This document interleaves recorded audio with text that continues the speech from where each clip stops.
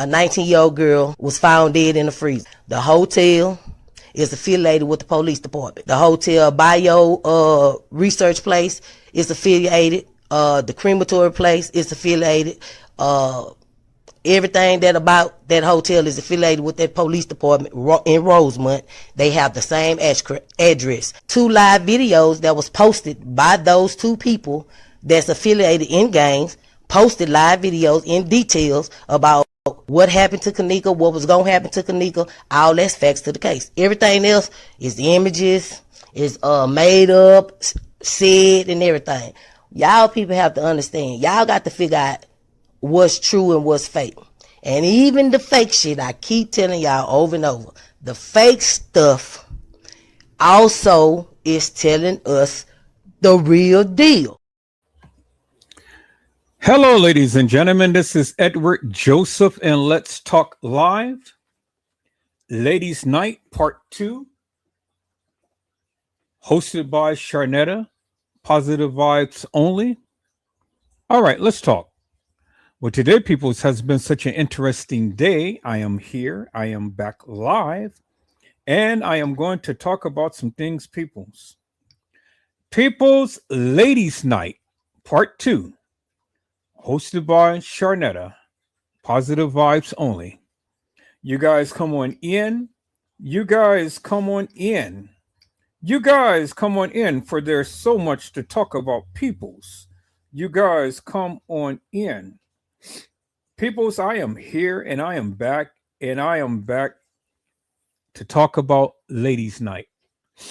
Now, this is backed by popular demand, peoples. This is backed by popular demand. Now, I have been asked to go back into the archives and go back and play back some of the videos that we used to do back in the day, because the people wanted to see some of the lives that we have done and things. Now, peoples, this is a rerun of a live. I don't know exactly what the contents is, what is being said on the lives, but understand that these are old lives. So if there's ever been some controversy or anything that ever pops out in these lives, understand it's an old live, and that was just old news back in the day. It ain't nothing but internet, peoples. I think we have grown far above and beyond any mess, madness, and confusion. I think that you guys will come to love and respect that what was said and done back in the day, because as I stated, we were all on one accord at one point. We were all best friends at one point. And that is the type of memory that I want to try to reflect while I am playing back these lives. As you know, peoples, back then, oh my God, everybody was together. Everybody was on one accord, and everybody came to watch my lives day and night. We had a good old time, and I wanted you guys to be able to sit back, relax, and reflect upon the camaraderie that we had back in the day. Now, as it states for today, peoples, I mean, everybody has a little difference in opinion, and everybody is all in their feelings and this and that and the other. But that is okay, peoples, because at the end of the day, we're still here. We're alive, thank God. And we are still doing the various things that, we continue to do. And whether or not that you guys are on one accord, I'm on one accord with all of you, because I have nothing up against any of you. And so with that said, people, let's sit back, let's relax, get you some Ethiopian coffee, and let's enjoy these lives. Let's enjoy the memories that has been made, peoples. So again, peoples, it is Ladies' Night, hosted by Charnetta. Positive Vibes Only. peoples. You guys be blessed, peoples, and let's get in here and let's watch the live, peoples. Let's go.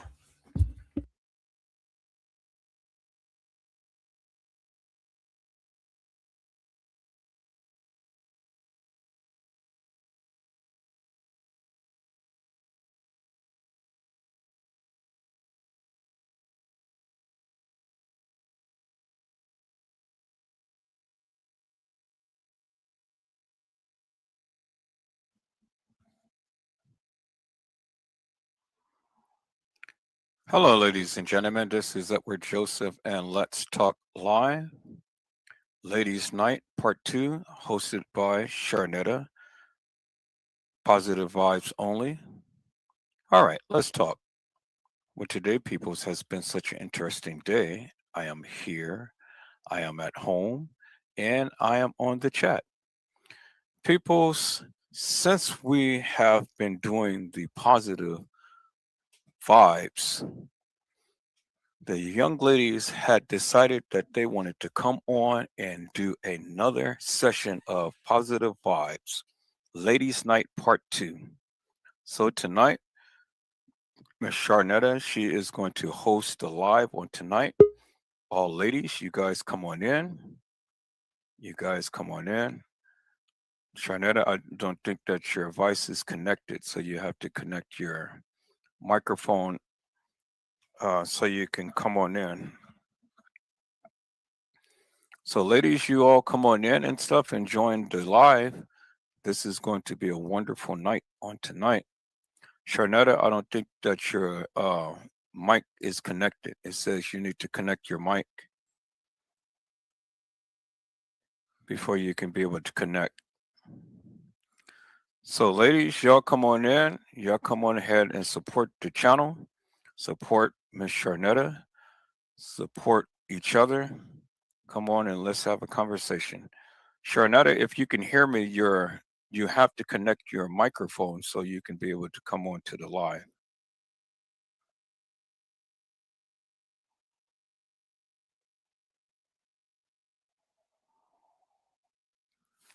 You have to connect your microphone. You have to disconnect, reconnect, and turn on your microphone.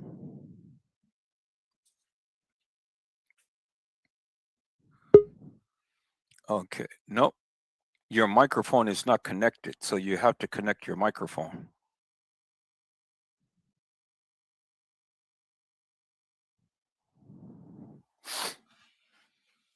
So when you first come on, you have to check your mic and see if your mic is connected.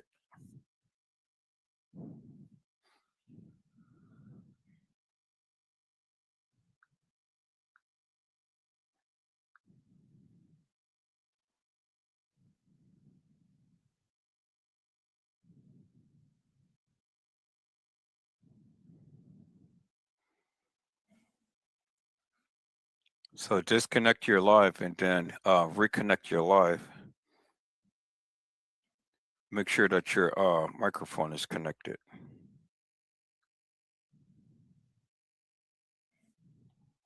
Okay, people, is come on in and support the live, support the chat.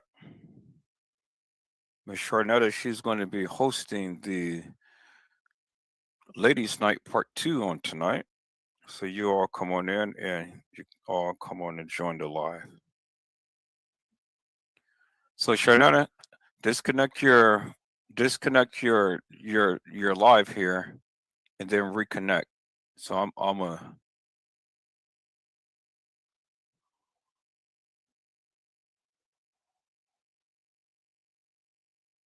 okay, so I disconnected that. Now come on and reconnect on the live. Nope. Your microphone is not connected.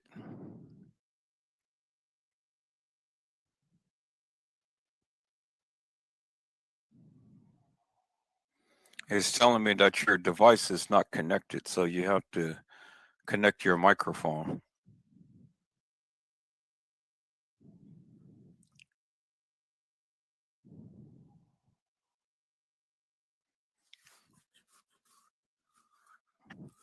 People, I've gotten some interesting news on today. I've been told that Shemaya is on. Okay, there we go. Hello, Miss Dora. How are you? All right. How are you, Edwin? I am doing absolutely wonderful. I'm just waiting for Charnetta to come on in. She doesn't have her microphone connected. Just trying to see if she can get that straightened out. I got some interesting news on today. I heard that Shemaya is not doing too well. I heard that she is brain dead. What happened to her? She got shot in the head. What? Hello, Hello. Charnetta. Can How you hear are me? you? Hey, Yes. Yes. Charnetta. What a wonderful Hi. surprise. How are you? Wonderful. How are you guys? Doing good. Am I too loud? No, you sound very good. Okay. Yeah. Well, ladies and gentlemen, this is Charnetta and Mother Dora here, and this is Ladies Night Part 2. Charnetta is going to host the Ladies Night Parts 2, Positive Vibes. All right, so you all have the platform. Oh, wait, Edward. Finish what you were saying about Shemaya. Oh, Yeah. okay. Yeah, well, I heard that Shemaya had, well, we know that she had got shot in the head, but I heard that she is brain dead now and that she is on life support. And at any given time, the family can go ahead and take her off for life support. This is Oh, one of the wow. reasons why that we haven't been hearing from her. So I just wanted to kind of see if anybody else has any more news up on that and I things. haven't heard anything. My prayers are with the family. No, me either. Yeah, Wow. yeah, I know because they were saying this is one of the reasons why nobody has heard from her, and this was one of the reasons why. This is one of the reasons why you haven't seen any posts from her and things. Wow. Yeah. I thought she just left town. No, that was Monifa. Monifa. Okay, Shemaya. Yeah, Shemaya's the one. I'm getting mixed up. Shemaya's the one whose brother got killed. Yes. Right. Okay. Wow. So her brother got killed and then she ended up getting shot in the head and she got shot up 5 times. So I don't Yeah. know what all Right. hit her, but they said that she got shot in the head. Yeah, and they said they couldn't remove the bullet, so it must have moved a little bit. Yeah. So they Right, because she was talking from the hospital bed, right? Yeah, she was released and everything, Right. but they couldn't remove the bullet because it was so close to an artery, I guess, or whatever. So they well, had to leave it in there. So it probably shifted or something. yeah, well now the report is that she's on life support. My prayers are with the family. That's a lot for one family, 2 people, 2 Yeah. children.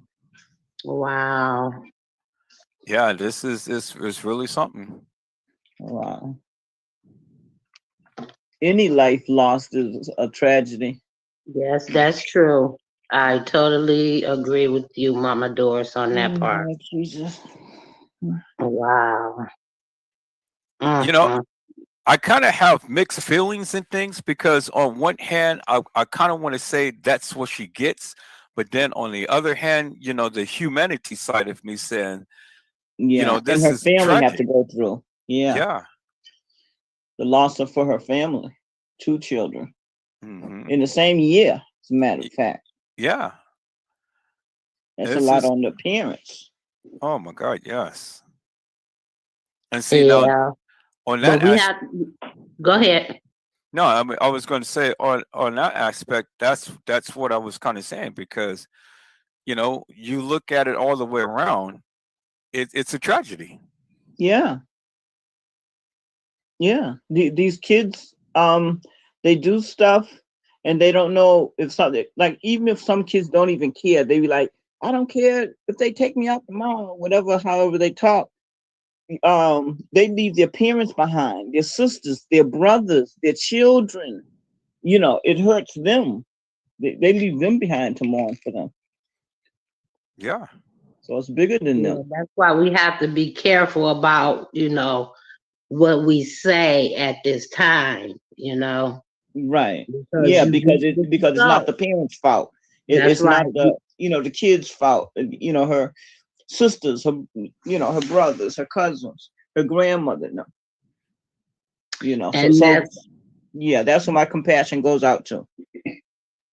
that's really interesting, you know, because when I was asked to do this, you know, I was thinking, okay, how we gonna elevate the ladies' night from last night?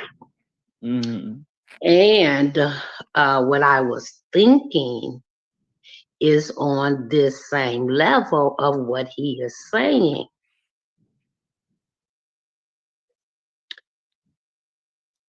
Yeah. If the mother is the first teacher of the child, Mm.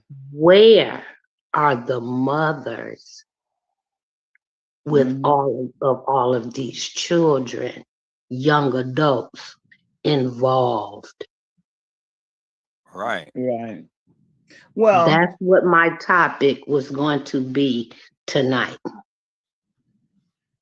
sometime in them instances, you see the young teenage kids partying with the parents. That's where some of that comes from. Some of the kids party with the parents as young teenagers. They're not supposed to drink and all this type of thing, but they're allowed to do it with the parents sometimes. It's not every instance, but Yeah. Hi, Kelly. Welcome to the chat. But yes, that's what I wanted to discuss Hey, with Kelly. the ladies tonight, Mm-hmm. because I'm in my mid 50s, Mm-hmm. and as long as I can remember, Chicago has been riddled with gangs like Los Angeles. Mm-hmm. So hearing that some of the gang members' parents were gangs, Mm-hmm. it makes me wonder, where are the mothers? You understand what I'm saying? We're talking generational at this point. Yeah, a generational curse or generational stronghold, Right. Right. for Where lack of better are term. the women of these households? Are they all gang members? How do you keep your child from being involved in such activities? And I say Chicago because my mom was originally, she was born in Chicago.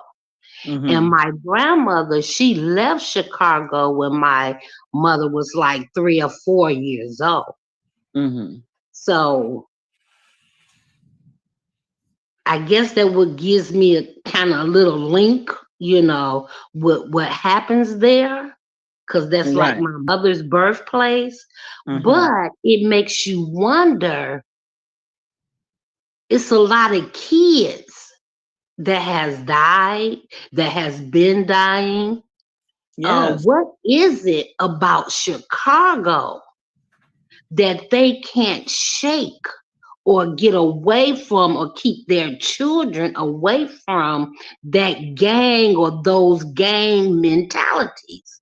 It has to be in the home, number one, and the homes that they're not in. How are your children becoming involved in such activities and you Some not know about it? Yeah, well, some of these parents have to work, and they can't be there with the kids all the time, and that's not going to say that they get up with gangs. There's not enough stuff out there for these younger children.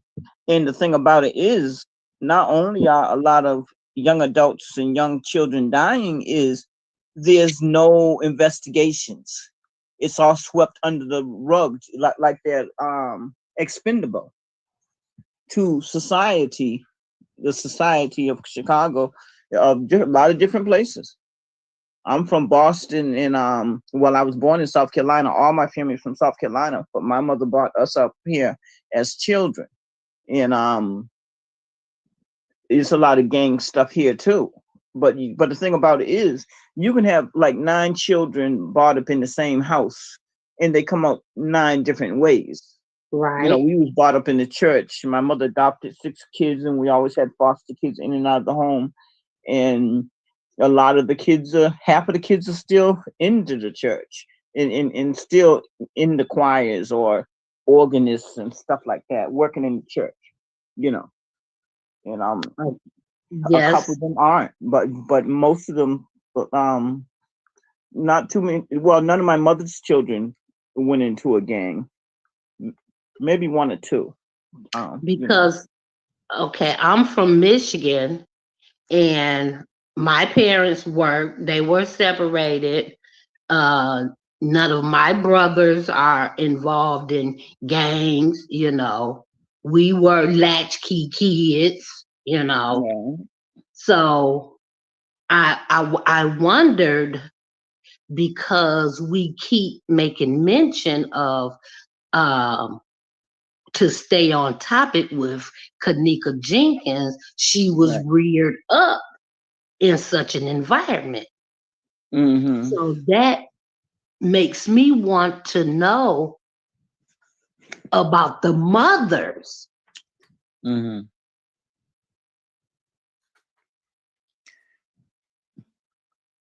Well, some mothers,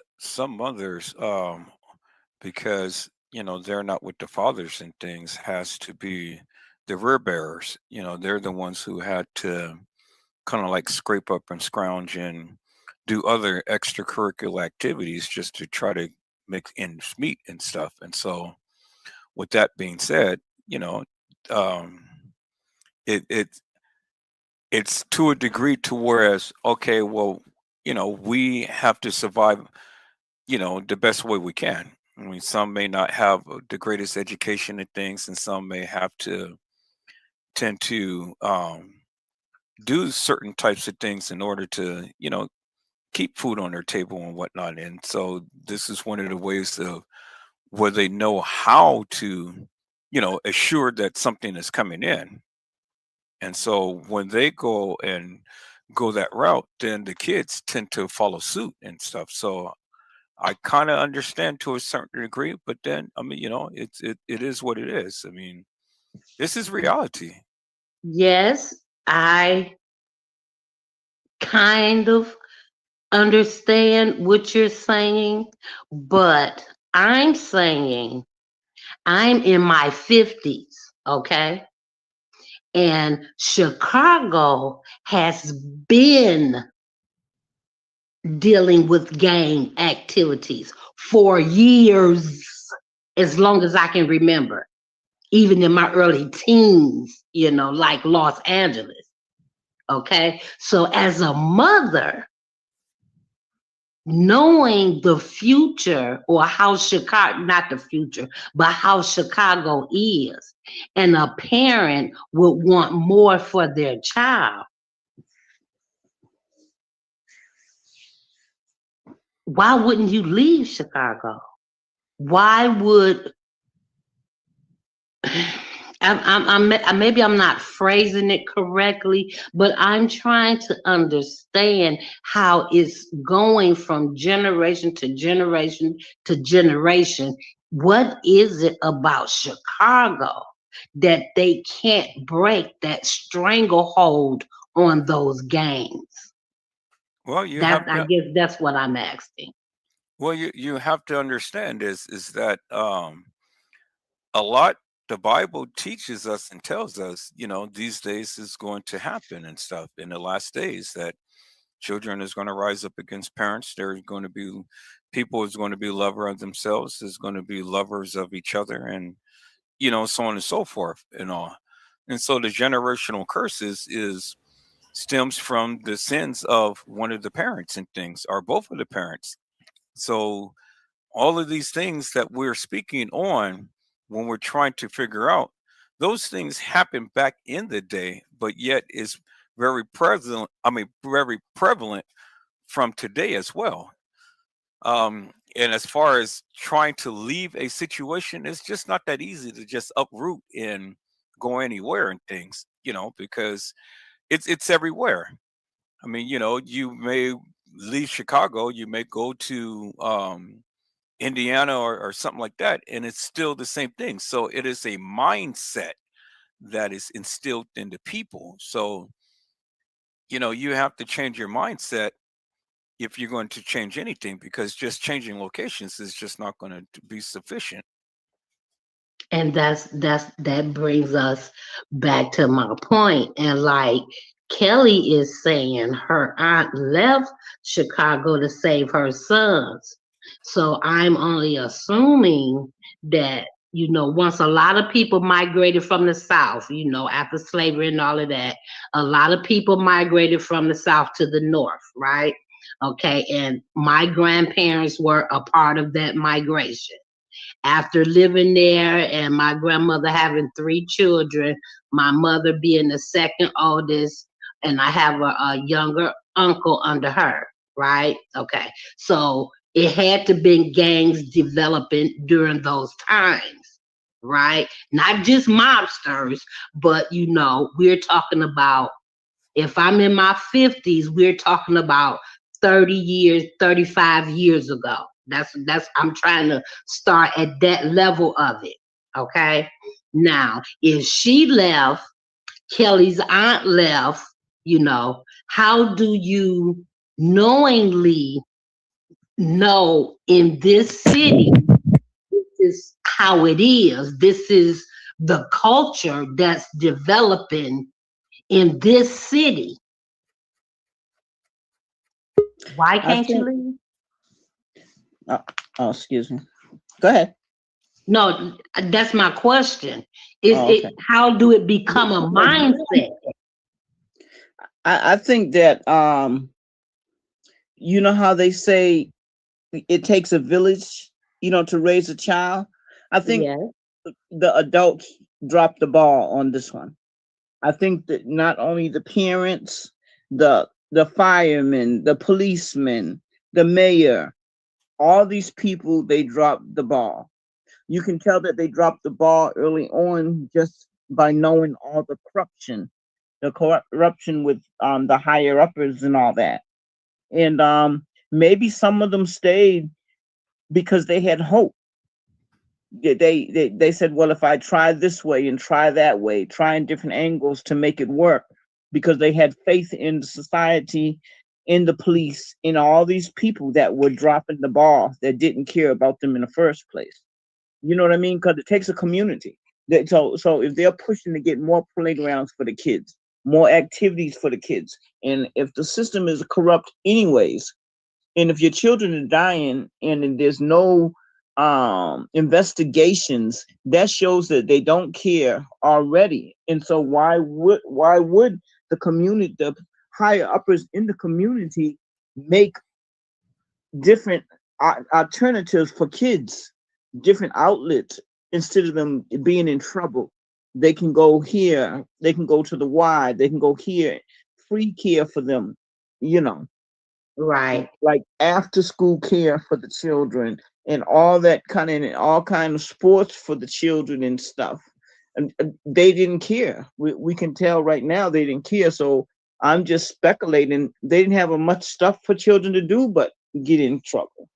And then with a lot of mothers want to watch their kids and tell them to stay in the house while they're at work. They hadn't, some of the kids go out the house when the mothers are working, and they get involved into stuff in, these single parent households and stuff.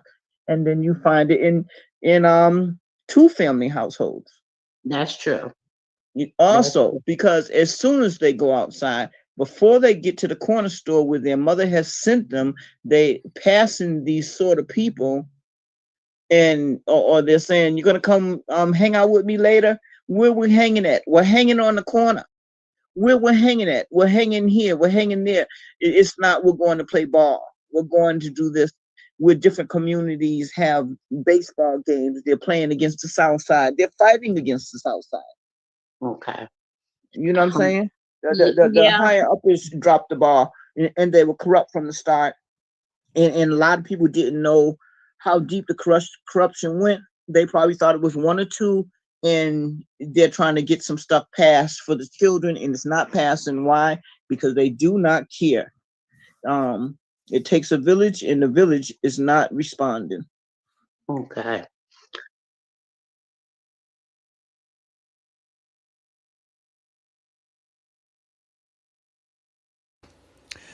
All right, people. So I'm going to go ahead and interject as well, or give my little 2 cents and things, because this was a previous live, so their responses is what it is, as it pertains to the live. But as it pertains today, right now, I got some things to say. But I see my peoples came into the house. Hello, Gina, to you. How are you, ma'am? And it's a blessing to see you on today. Gina had says, greetings, Edward and everyone. And Gina had said, spot on, Mother Dora, 1. And then Gina had gave some 100s. I absolutely love and adore Mother Dora 1 and Charnetta. Mother Dora 1 is just a lady of wisdom. And ever since she came to my channel, she has always been one that is just infused with a lot of wisdom. And if you ever sit down and listen to the things that she has to say, you'll learn a lot. And I've always respected that about Mother Dora 1. And I'm glad that the Lord had put upon her heart to come to my life and to come join my lives and things and be a part of this community, be a part of this live, be a part of this channel. I greatly appreciate that. I thank God for that, because He all the time sends me good people. And I really love Charnetta. Charnetta has always been, me and Charnetta just have so much in common. We have so much in common. Charnetta is a no nonsense person, which I'm not a no nonsense person either. Charnetta doesn't like confusion. I don't like confusion either. But Charnetta keeps it real and 100. Just point blank. And that's just the way that I am, you know. And that's why we got along so well in things. I've always loved and respected Charnetta, just for who she is and things. And I mean, and I'm not to say that I am more partial to Charnetta to all of the other ladies and things and stuff, because everyone of them has their own unique, characteristics and things, and I love all of them, But I'm just speaking upon Charnetta right now because she's the one who's hosting a live. And so me and Gina, we was talking earlier and stuff, and it just came to mind. It's like, something. Let me go ahead and play back some old lives and things so the people can see how Edward Joseph Let's Talk Live was and how all of the ladies came together in solidarity. Came together to love on each other and things and support each other. And that's what my channel has always been like. I had nothing but ladies, nothing but ladies. Each and every one of them was strong in their own right. And a lot of people say, well, how did you manage to have all of these ladies on your channel? Well, it was through much prayer and supplication. That's it. I can't take credit for none of it because I didn't have the power to keep no one together. But I had to pray every day. and ask the Lord to touch the hearts and minds of the people, and He did that, and we stayed together, you know. And I want the ladies to remember, although everybody may be apart today, I want them to always reflect upon what was. It may not be is today, but what was, and to keep that type of heart that you had back in the day, and never forget that, regardless of whatever may have been said or done in things, and this is me, people. I don't hold grudges up against people. I don't. I'm not that type of person that get mad and stay mad at a person forever and a day. Now, many of you talked about me, many of you ridiculed me and scorned me, and did all of the likes under the sun and tried to embarrass me and this and that and the other. But at the end of the day, I forgave each and every one of you. Each and every one of you, I forgave you. Some I still talk to, and some I don't. Some I had a big blown out with, and I still talk to today. And some of you I don't.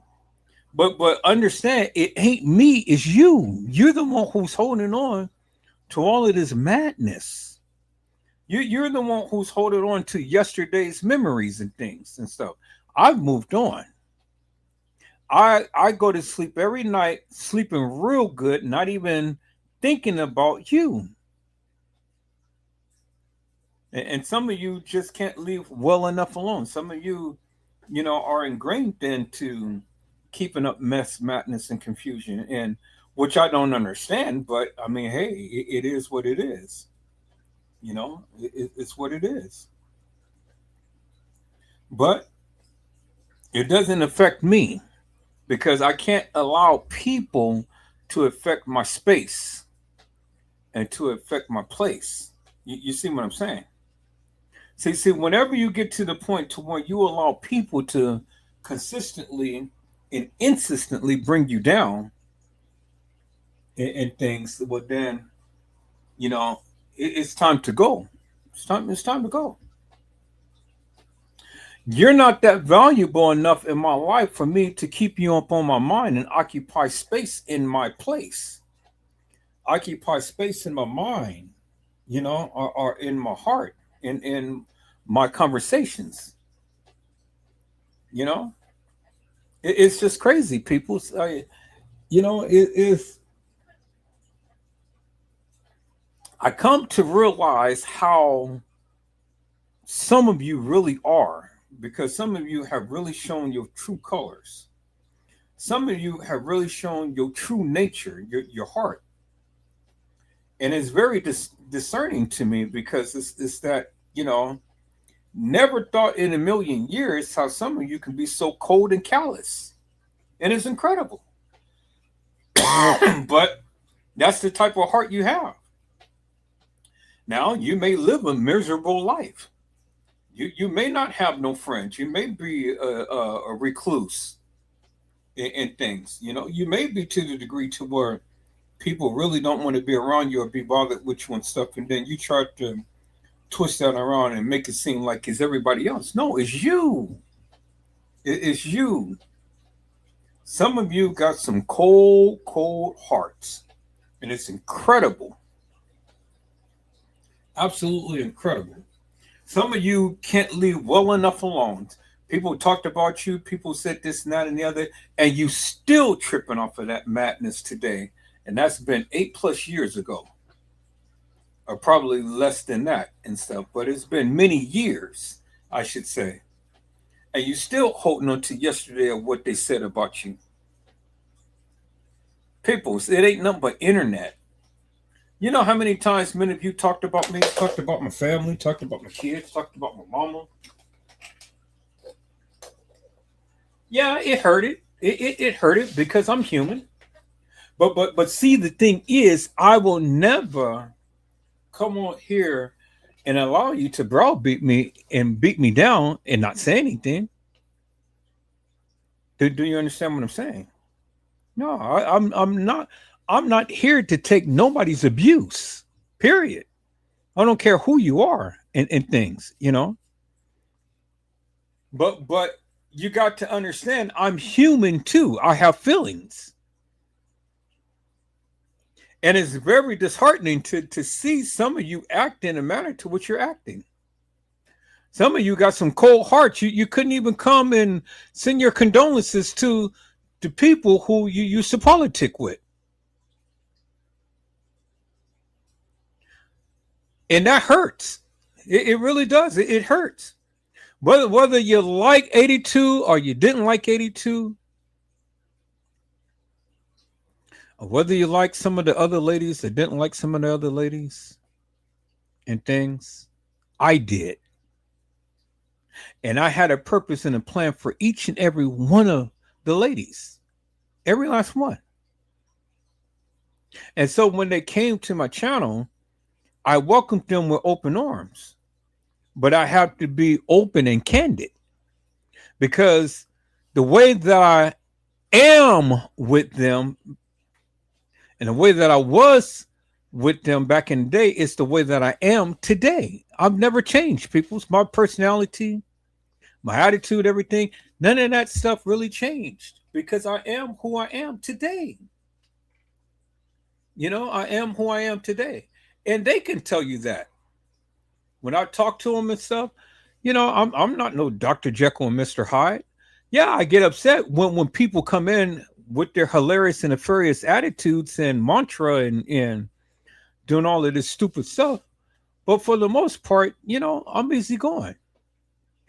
I'm just a person that loves conversation. I'm just a person that loves to analyze things and, you know, talk about things and whatnot.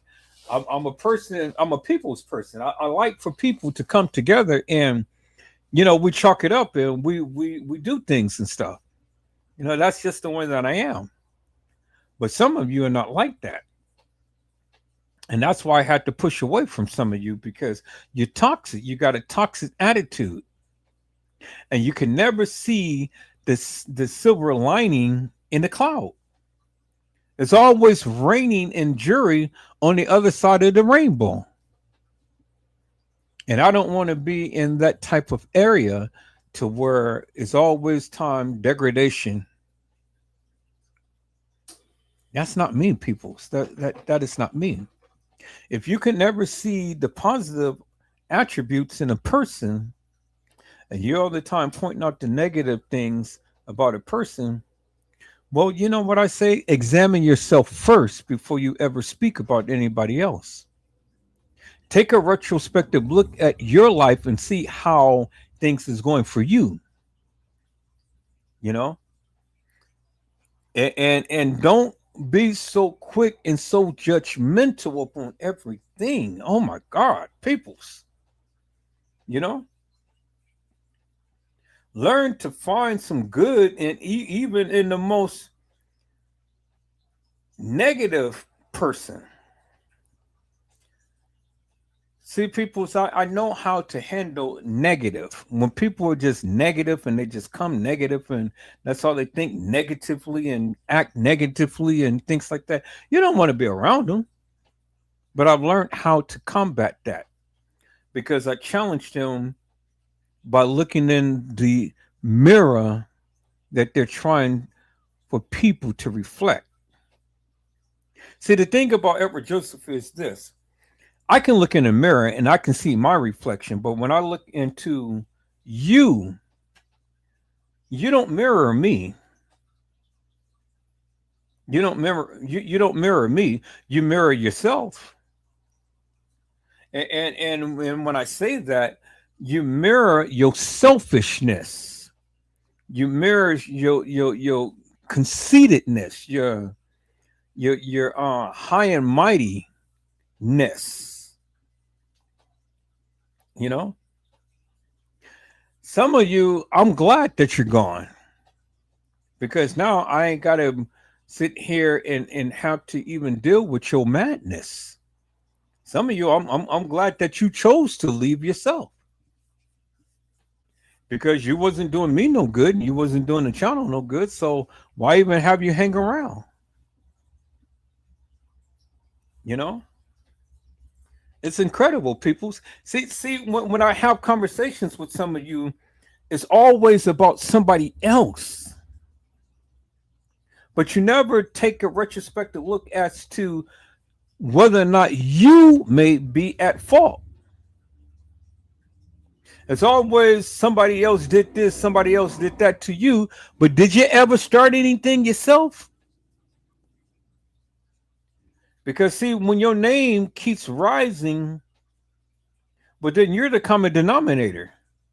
You can't blame nobody else for the various madness that you present yourself. And then you want to sit up here and talk about others. Well, don't try to talk about others. Just like Michael Jackson said, look at the man in the mirror and ask him to change his ways. That goes for the ladies too. You got to change your ways, peoples. Because not everybody's going to want to be around you. I'm not toxic. So I can't stand toxic people. I abhor toxicity. I can't stand confusion, mess, and madness. I can't stand hilarious and nefarious people who's all the time negative and don't have nothing good to say.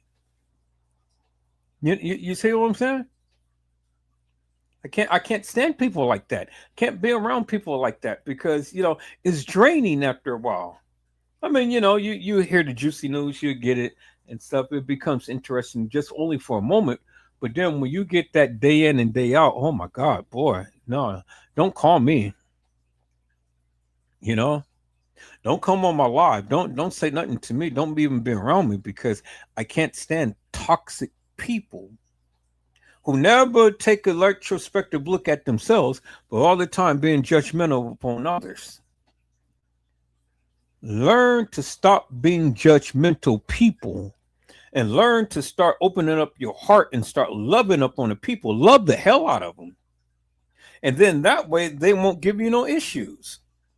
When you love the hell out of them, you have to learn how to kill people with kindness. You got to destroy the yoke, peoples.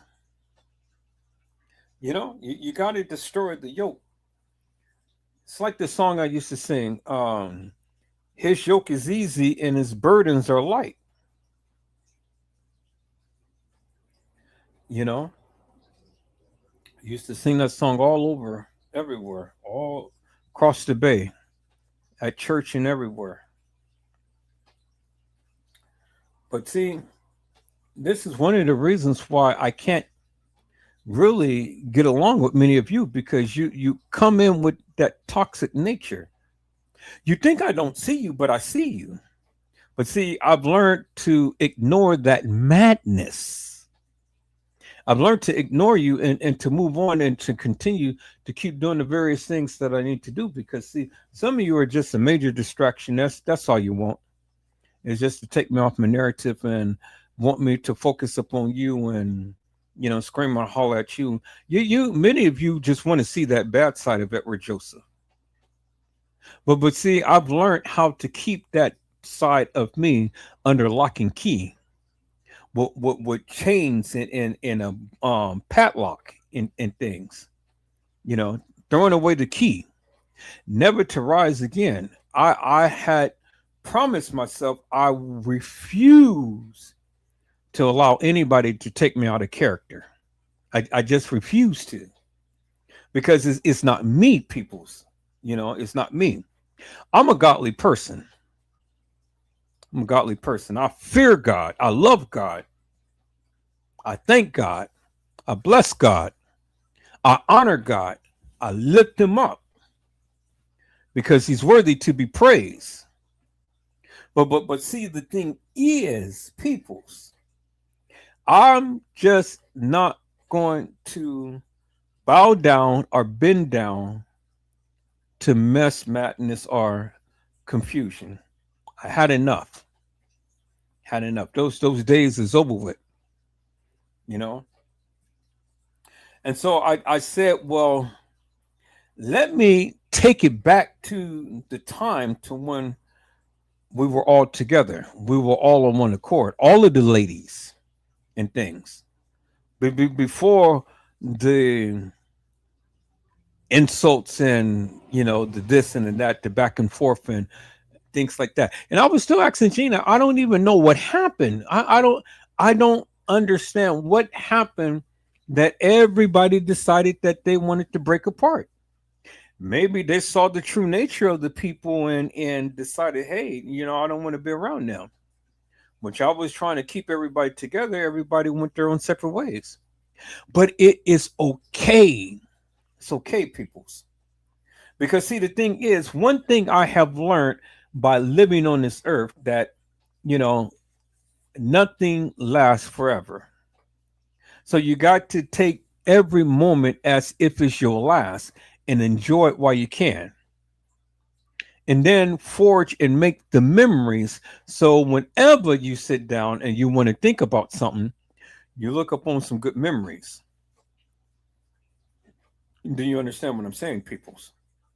So when I was going through, because my mother had passed away, because I'm my mother's child, I'm my mama's baby boy. Yes, I'm spoiled rotten, but that is okay because that's just the way that it is. I haven't asked you for anything. I don't need to ask you for anything. Anything that I need, God always provides. So, there it is. But I thank God. I thank God for sending good, wholesome people my way. I'm blessed, people. So I'm blessed beyond measure. You know, I'm blessed, and I am blessed to have had a lot of beautiful ladies. But in the midst of all of that, peoples, I have learned too that not all of the ladies has a good heart. You know, not all of the ladies, not all of the ladies have a good heart. But that was okay because I learned to love the hell out of them. When I wasn't in a good space and stuff, they loved upon me. They loved the hell out of me. So I've learned to love the hell out of them and move on. And if I can't get to them, then I just continue to just move on. Don't look back, people. So I don't. I forge forward, never looking back. Do you understand what I'm saying? Never looking back. Keep your hand on the plow and keep plowing forward. Because see, the thing is, whether they be here or whether they're not, it's okay. It's okay because you had to enjoy the time while it was there at that particular time, and I did. I did.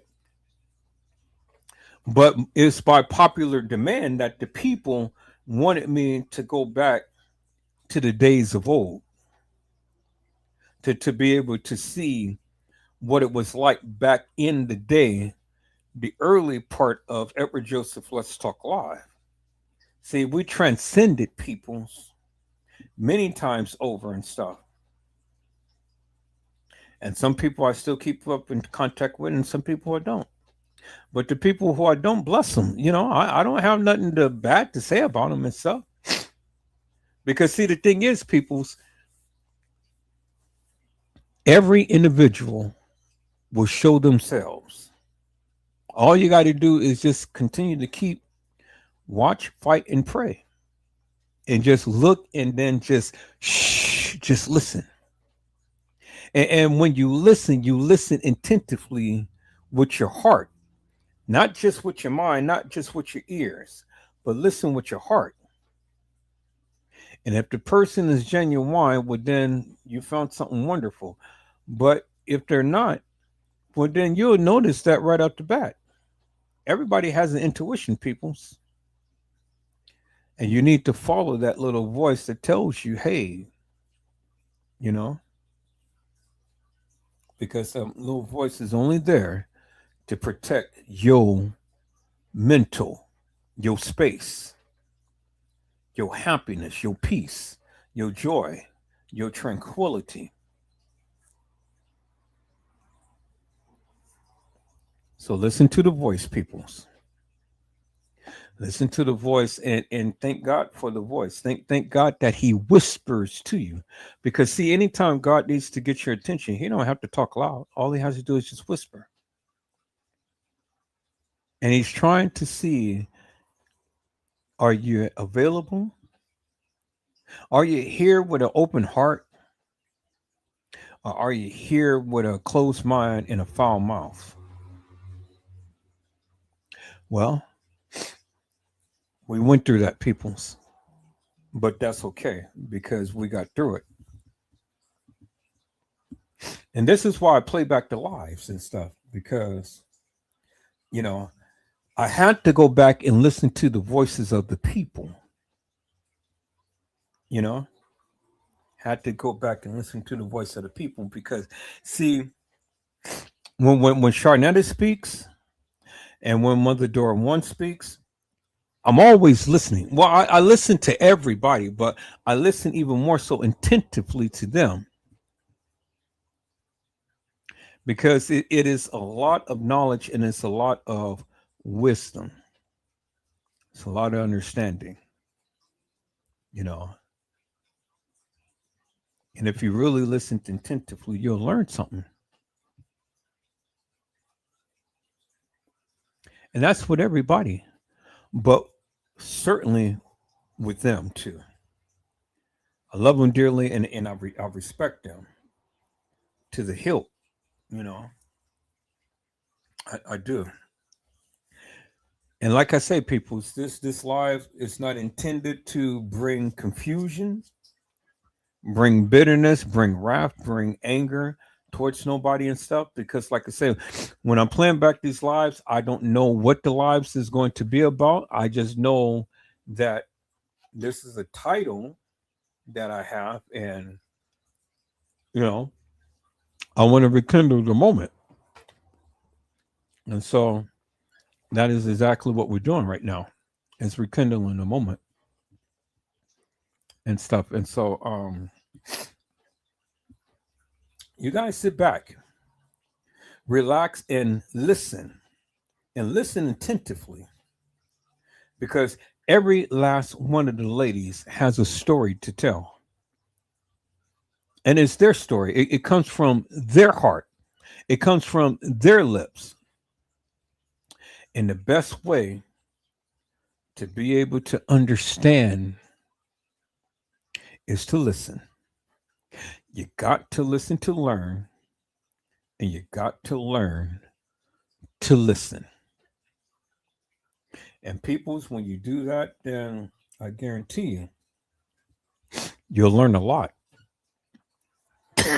I've been doing these lives for almost 9 years now. 9 years been on live, been on a combination of YouTube and Facebook. Almost 9 years.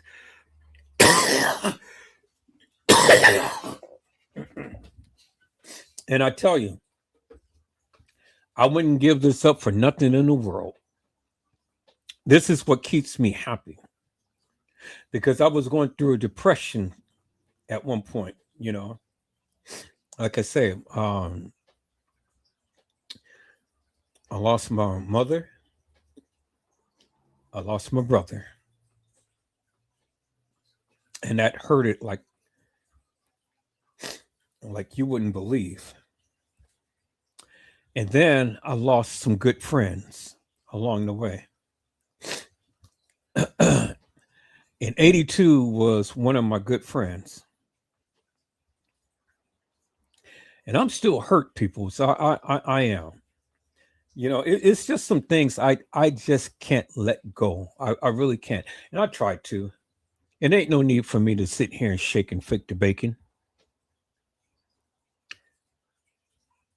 It really hurts to the core, peoples, to be treated in such a way as I'm being treated now. You know,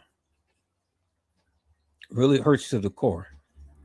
And I want the people to know that, you know. See, y'all look at me in 82 relationship and stuff, and y'all just think that y'all know everything, but you don't.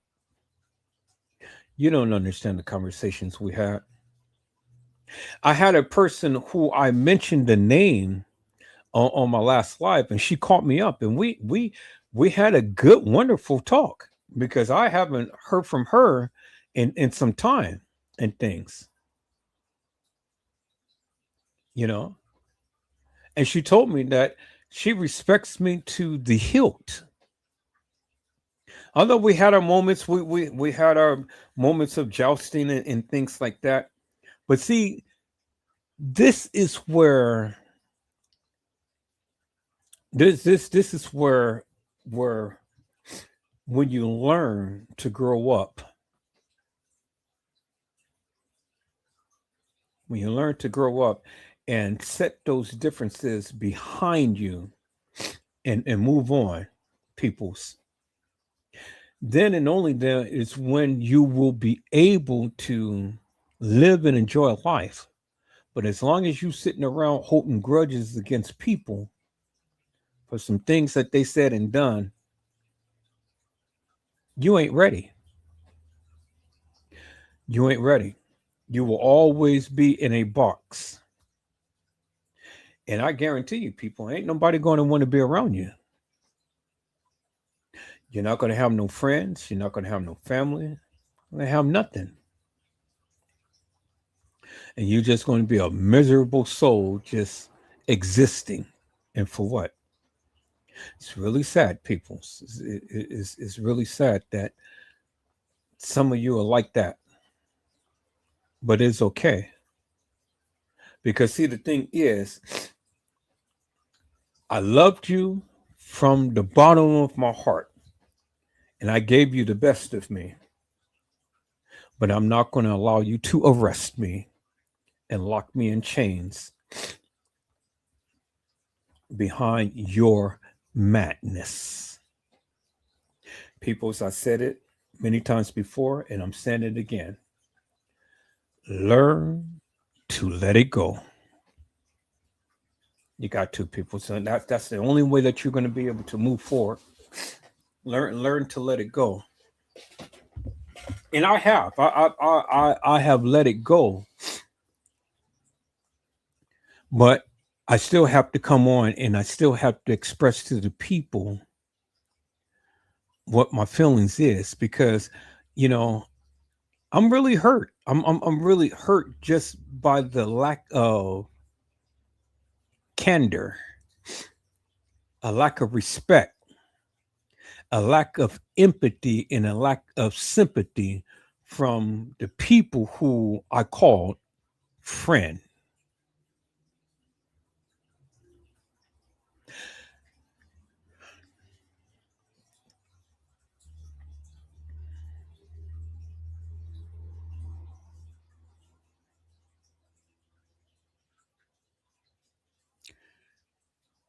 And that is incredible, peoples. The people who I called friend. And this is the things that I get.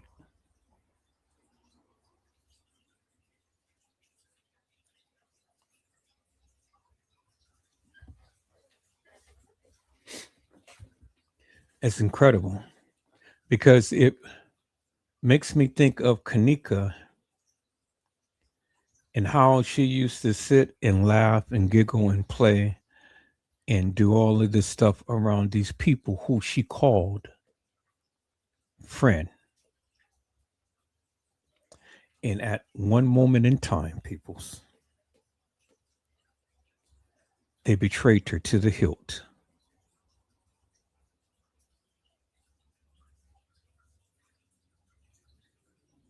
Now look where she at.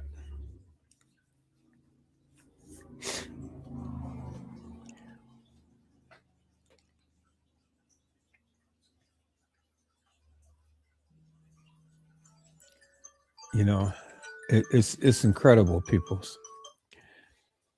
My only thing, I'm just want to leave with you, and then I'm gonna let the live play. I sincerely pray that you never get into a situation to where the people whom you shun, you come trying to come back again. I pray. Now, I'm not going to do you like you did me and stuff, but I'm just going to treat you differently. Do you understand what I'm saying? Things ain't going to never be the same of how it used to be. Because the one thing about Edward Joseph, I have a genuine heart. And when I love, when I give, when I show, it is meaningful. But I know a player when I see it. I know somebody who is not really true. And it's just only just like a choir that sings and cannot even give glory to God because it's all sounding brass and tinkling cymbals. That is just making noise and not music.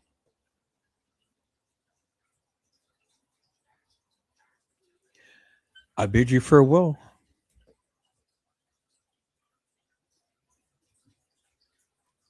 I see my people that came into the house. Hello, Mother Door One. How are you, ma'am? It is a blessing to see you on today.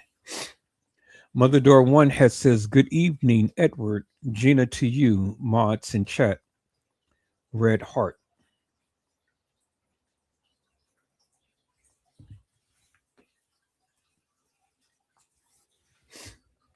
And Mother Door One had said the vibe was everything.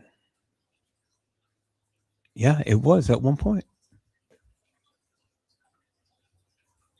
Mother Door One had said we used to come here to unwind at the end of most days, not get uptight, discussing the Kanika Jenkins case and more. And that's one of the reasons, people, why I'm playing back the live, because I want the people to see. And for all of the new people that's coming in, TikTok, Twitter, Instagram, Rumble, and Reddit, I want the people to see. And I'm going to be streaming on Instagram pretty soon, peoples. I just got to hammer out just a couple more things and stuff. And hopefully by next week, I'll be running live up on Instagram. And that's going to get me a lot more attention with a lot more people, fresh new people, you know, and it's going to propel me out to a higher degree, more so than YouTube has ever propelled me. And it's going to be very interesting, people. It's going to be very interesting. I'm going to play back some old lives, and then I'm going to be doing some new lives. And I'm going to leave this with you, peoples. As you can see, for over 8+ years, I've talked about the Kanika Jenkins case. I have yet to have one person come onto my live and tell me that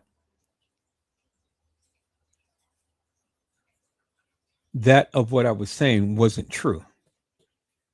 Never had not one person to tell me that.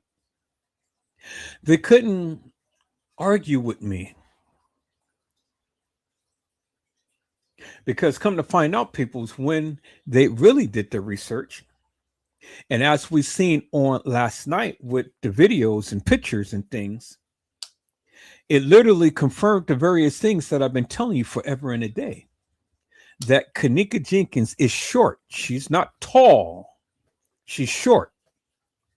And in TM's mantra, she mentioned about the trainings, and she told you about the trainings that had a party up on the 11th floor. Now you see the difference between the girls who is really Kanika and the girls who played Kanika. Now, you may not even think that that's true, but that's fine. Just go back and watch my lives, and I'll broke it down many times over. Because there is a big and distinct difference in between the girls of Kanika, or the girls who called themselves Kanika. And as I told those YouTubers many times over, now we've seen a video crystal clear of Kanika being in the bathroom with Monifa, and you heard Kanika's voice. Just like I played you back the video of Kanika and Monifa and Shemaya in the video. And that video was taken at the Crown Plaza, peoples. And as you can see, by them being in the bathroom, it takes time, peoples. It takes time. And so you saw a lot of other videos as well, people. So it brought validity to the various things that I have been telling you for years. Kanika Jenkins was at the establishment. But see, the thing is, peoples, you can't even convince me that Kanika walked the halls of that establishment. You can't convince me of that. You can't. A lot of those videos and pictures and stuff that Perfect Weirdo had captured in things had just only validated the things that I've been saying for years.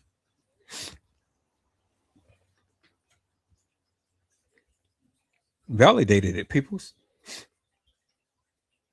Because my question has always been, get Kanika out of Irene's life, what many of you couldn't do. Because see, when you want to sit here and tell me that all of this stuff happened within a 2-hour period, then I'm just going to look at you sideways and say, yeah, right. You're stupid. Just unadulterated stupid. Because the thing is it's one thing to have a narrative or a theory about what happened to Kanika, and it's another thing to not be able to exegese your narrative. You got to make sense as to the various things that you say. And if you can't make sense of it, people's, then why are you even saying it? Because it just only makes you look stupid. It makes you look hilarious and nefarious.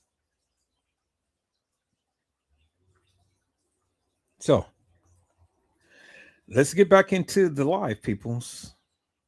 Let's get back into this live, and hopefully, you guys have learned something.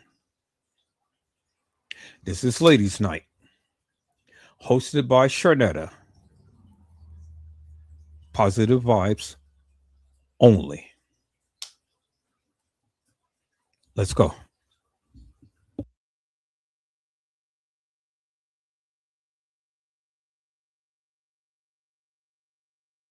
Hi, Island Girl. Hi, Keisha. Welcome to the panel. Hello, Hi. how are you? Hi, ladies. Good evening. Hello, How y'all doing? Doing great. We're discussing the where are the mothers of these gang people in the city of Chicago, and why is gang so prevalent and has been for so long in Chicago? Oh, Well, for myself, I don't know anything about Chicago. So, where am I supposed to start? I don't know anything about Chicago. well, But you can speak as a mother. I Yes, have another ma'am. question coming. This is just the beginning. I do have another question where you could just speak as a mother. Okay. Well, I am a DCF worker, and I do a lot of visits for unifications, and from the gentlemen that I take care of, or the young boys are from 12 to 18 years old, they have been involved in some serious stuff, and the mothers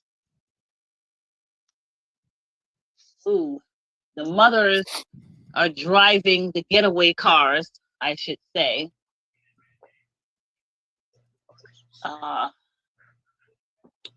The mothers are driving the getaway cars while these boys are committing all these heinous crimes.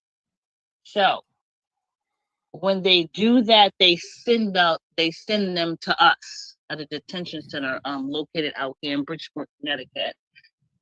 Okay. And we have them for about 6 months, the treatment plan. And I don't see how in the world you can treat crisis, intervention, drug problems for kids who have been out on the street, living on their own, doing what they want to do, not listening to the parents. And then they barely want to go home. How do we treat this in 6 months? It can't be treated. Right. It cannot be treated. I don't care how we do it or what we do. We do DBT skills, radical stop skills. We do all these skills with these young men, and they still don't understand. You know, we have a lot of staff members that their movement take track of every time they move. It's like every 15 minutes, but they're cussing the staff out. You're not my mother. You're not this, and you're not that. But you can't. You have to use specific words to use with them. But I'm telling you right now, I don't. I cross the line sometimes. I'm like, well, if you didn't do what you did, I mean, beating up old women, stealing their cars, stealing their pocketbooks.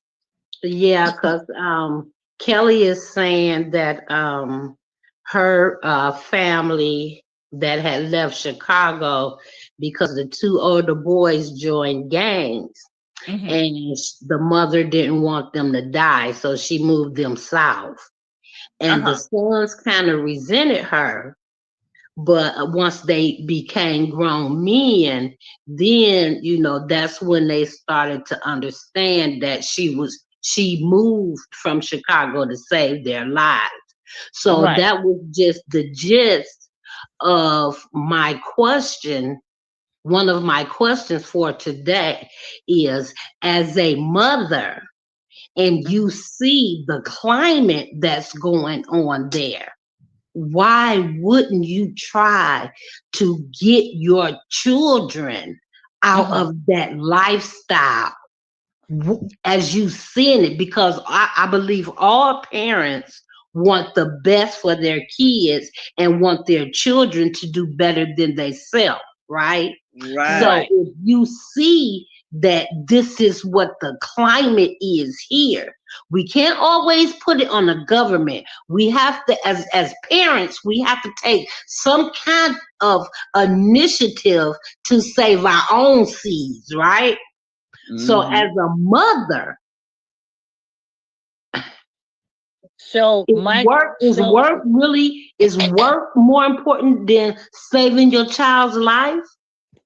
So I'm gonna put myself there. I'm gonna say that I can't answer that question. Okay. I'm gonna say right now I can't answer that because I don't know what it is. I just don't know. I mean, I have a teenage son, and I didn't go through this with him, so I'm gonna keep my mouth shut. I can't speak on that. Okay. What you think, Island Girl? Well,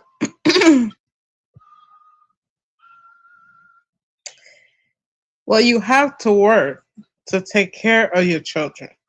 You can't stop working because you're trying to watch your children. That's not going to work, because at the end of the day, how you're going to pay your bills, how you're going to pay your rent if you're out trying to keep your child out of trouble.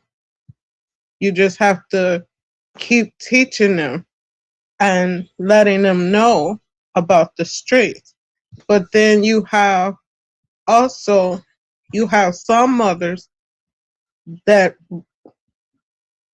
doesn't mind their children in game because they're benefiting from it. Like, especially if the child is selling drugs and they're making all this money and they're coming to give the mother money. Well, she's not going to really say anything because she's benefiting from it. Wow, yeah. I agree with that wholeheartedly. Because like I was saying before you guys came on, it just makes me wonder, because Edward kept saying that Kanika was reared in this lifestyle. That means, she grew up in this lifestyle. So that kind of goes along with what you're saying, Island Girl. Right. Well, the thing about with Kanika is, unfortunately, that's the life that TM wanted for her. Right. I think if it wasn't enough going on in that neighborhood, TM would have found a neighborhood to move in with so much going on. Wow. You know what I mean? Because she was part of the problem with teenage kids getting into stuff they shouldn't. Matter of fact, I don't know why TM wasn't arrested a long time ago for depriving the mind of a minor. Right. Hi, Tina. Because that's exactly what she does. Hi, Keisha. Yeah. Hey. Again and again and again. Yeah. Yeah. Because, that is a law that's on the books contributing to the delinquency of a minor. Right. Right. But, nobody cared. The people that supposed to care didn't care, the higher uppers and stuff. Like if the police see something going wrong, they didn't pull her coat. They probably said, well, let me get a date with that little young one there or something like that. They was for that type of stuff. And, which is sad. Right. That's why they turned their head. You think that they don't know what Teresa's into, and she's hanging around all them young girls and they dress up a sort of way and they go these sort of places and stuff. You think they haven't dated policemen? No. Wow. And put the money in TM's pocket? That's a good question. That's a good question.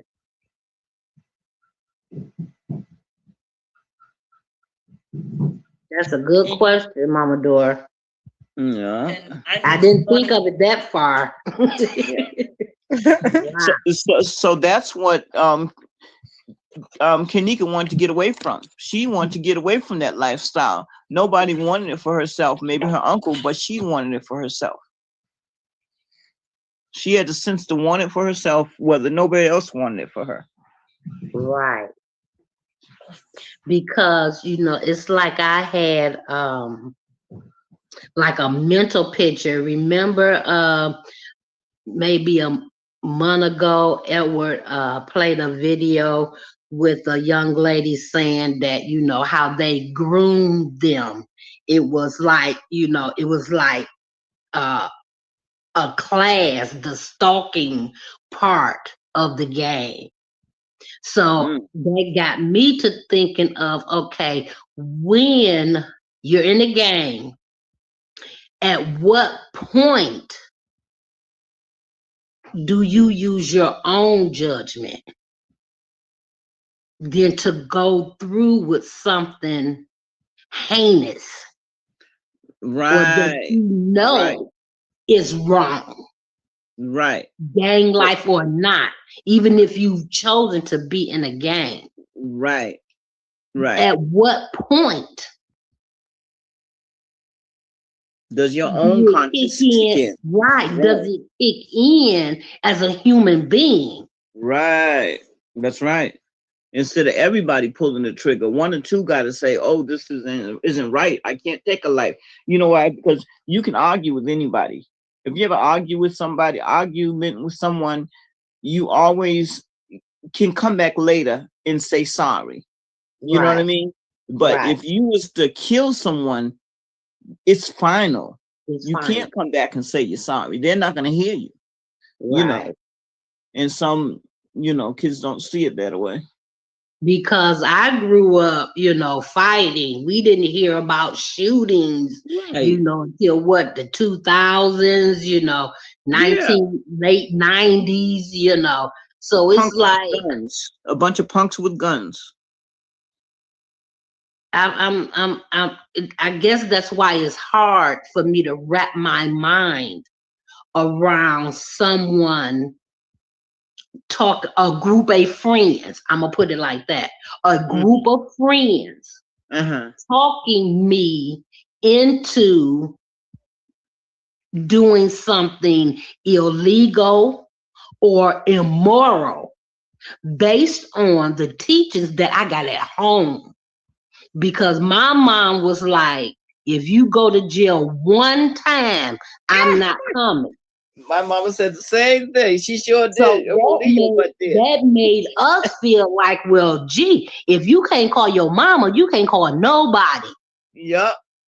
Yeah. So none of us never went to jail when we was in my mama's house coming up. Maybe when we got out of there, but not coming up. We knew better than that. She ain't coming, she said. She's not coming.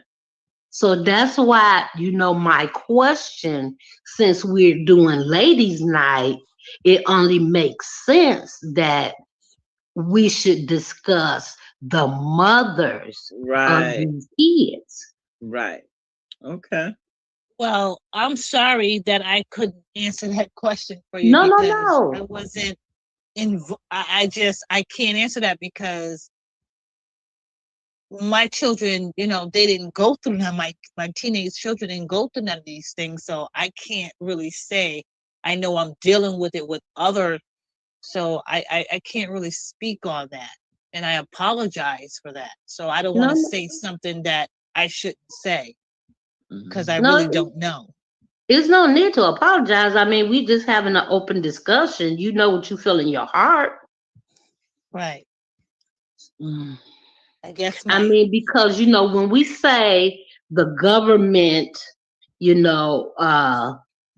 hasn't provided,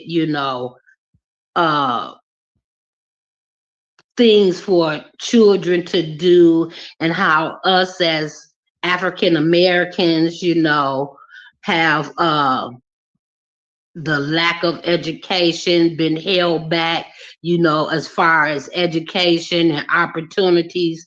Yeah, I agree with that. But you can only take that so far to the point that it had to start in the home. And at that rate is the mother of these kids that you have to question.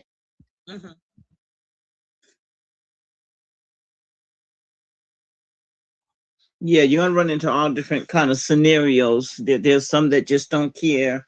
There's some that's trying their best, and as soon as they go outside, that's all that's there. And can preach the same thing to your 5 boys, and 3 of them might get it, and 2 of them might not get it. But but what I would say to a parent from Chicago is, if you can, get out of there, and if you can't, make that your end goal. Always strive to get out of there. And I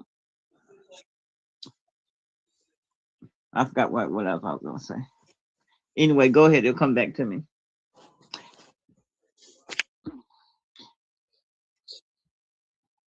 Anybody else want to chime in? Well, I think that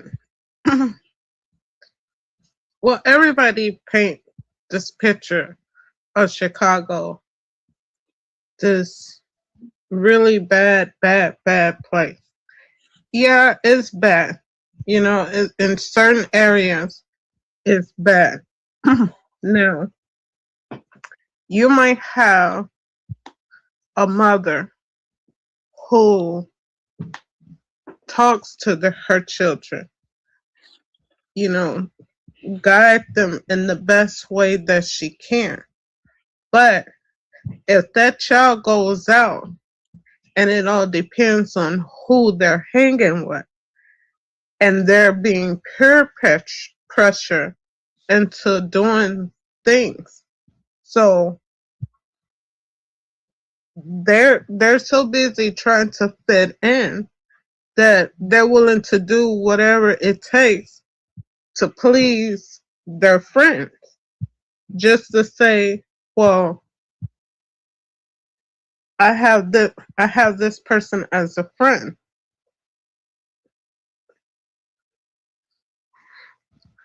And then a lot of people look and say, you know, the parent is all on the parent. Yeah, to a certain extent. If you're sitting here and you're talking to your child and you're telling them, you know, this is what happens when you're out in the streets. You know, you don't have to be out in the street. Get all your education, get everything you need, you know, focus on your education. But then you have some kids out here who has that mindset of they just want to do whatever it is they want to do. And they don't care what the mother or anybody else say. Period. Right.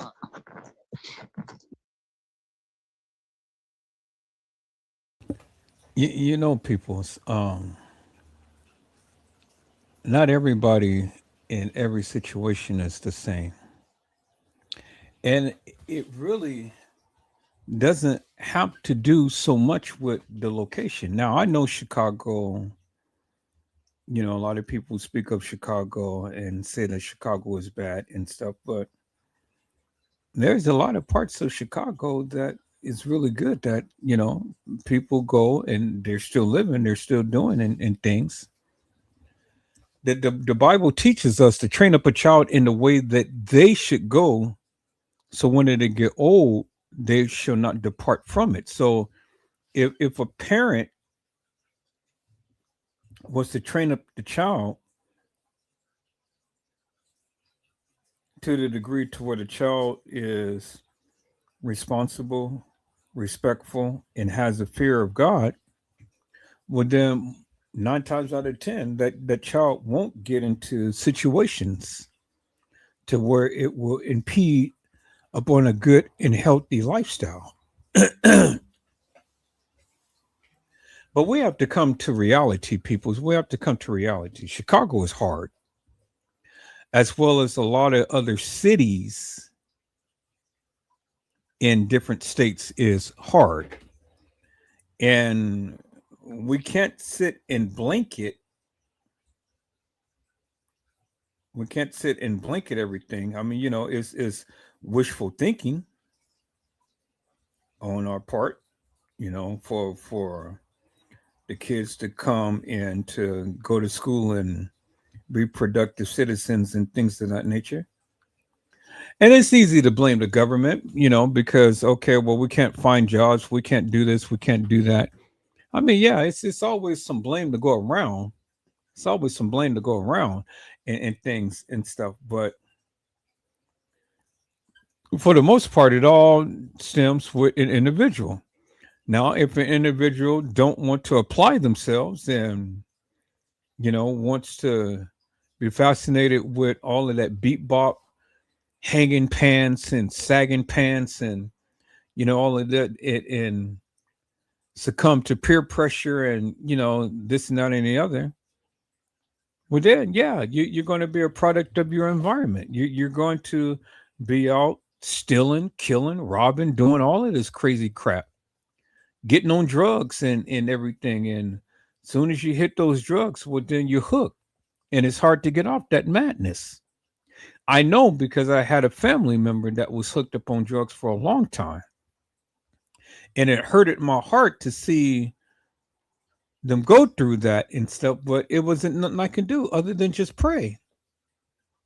You know, I had stuff stolen from me and things, personal things that cost a lot of money stolen from me and all. But it wasn't still, again, nothing I can do. So we can sit and we can blanket and we can try to make it seem like, oh, well, yeah, it's just that easy for the kids not to get into gangs or, situations like that. But then we're not in their environment. We don't live where they live. We don't understand the politics that happens on a daily basis and stuff. It's not as easy as many of us project things to be, because we just want to say, okay, well, yeah, just go to school or just do what your mama said or do what your daddy said, just learn or, this and that and the other. But it's hard. And not everybody is coming up the same way. Not everybody has a loving father and mother in their lives and stuff. Or even if they have a father and mother in their lives and things, they may not have a good upbringing. It's a lot of influences. Even the internet is an influence in things.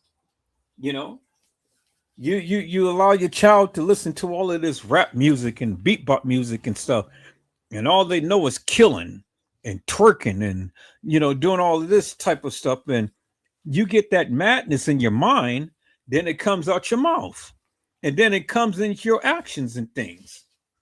I don't allow my son to listen to all of that beatbox music and Whipping Wham and Sammy Sam and Tupac and Dougie Fresh and Snoop Dogg and all of that stuff and things, because it may seem cool, but think about it. What are they learning? They're learning how to smoke weed. They're learning how to drape their pants and stuff and sag and talk all of this nonsense and things. That ain't cool with me. And so while you're under my roof, you won't be listening to that madness. Turn that shit off. Do you understand what I'm saying? Now, I'm not asking you to listen to gospel music, but you ain't gonna be listening to that madness while you're riding in the car with me and reciting all of those lyrics and stuff and rocking to the beat, and your ass can't get up in there and do your homework. Oh, hell no. Now, see, that's where I put my foot down and say enough is enough. So I don't know how you raise your child or your children, but I never allowed my children to listen to that madness. Now, if they listen to it, they won't listen to it around me. Do you understand what I'm saying? Because it's enough going on than to have these people coming in and rocking to the beat with a hibby to the hip, to the hip hop, to the don't stop, to rocking to the bang bang boogity up to the boogity boogity. Now I grew up listening to that confunction and all like that, but I've only listened to it in passing. I've only listened to it when I was going to parties and things and stuff, but I didn't listen to it on a daily basis. I didn't sit down and have the music blasting in my ear and, allowing that to infiltrate my spirit. I didn't do that. I never drank and never smoked, never did drugs and stuff. I never had a desire to do all of that madness, but I've seen how it impacted my family and impacted my friends. And I said, I won't be like that. Why even try the madness when it's not even necessary? Some of you are just weak-minded. See, I've never been a follower. I've always been a leader. And I've always been cautious as to what I put in my system, whether it be music, whether it be films, whether it be just talking to people. Whatever it may be, I've always been cautious because I'm like, hey, this doesn't feel good. It doesn't look good. It ain't good. You know. Now I grew up. I grew up in a Christian home. You know, and things. I grew up in church. See, as me growing up, it was mandated that we was in church morning, noon, night, late night, back to morning, noon, night, late night, back to morning, noon, night, late night. That's how I grew up. You know, I didn't grow up knowing all of this other stuff. I had a I saw it because some of my friends did it and stuff, but see, I didn't allow my friends to influence me because see, I grew up with a strong spirit. I grew up with a strong demeanor. I grew up with a mouthpiece, with a voice, with a strong will.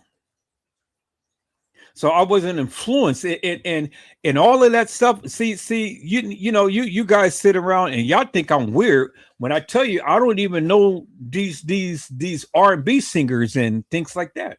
I don't know them by name because I didn't grow up. I heard it, but I didn't listen to it. It's the difference between hearing it and listening to it. I didn't grow up listening to it. Teddy Pendergrass and turn off the lights, doon doon, and light a candle. And all of that stuff. Patti LaBelle and Aretha Franklin, and I heard it, but I didn't listen to it. I didn't sit in the car, got it on KMEL and 107.7 or 106.9. I didn't listen to it. So it was never part of my life. So it never influenced me like it did many of you. See, I'm just a different beast. But see, that's just me. See, we wasn't in and out of prison, in and out of trouble with the law and stuff.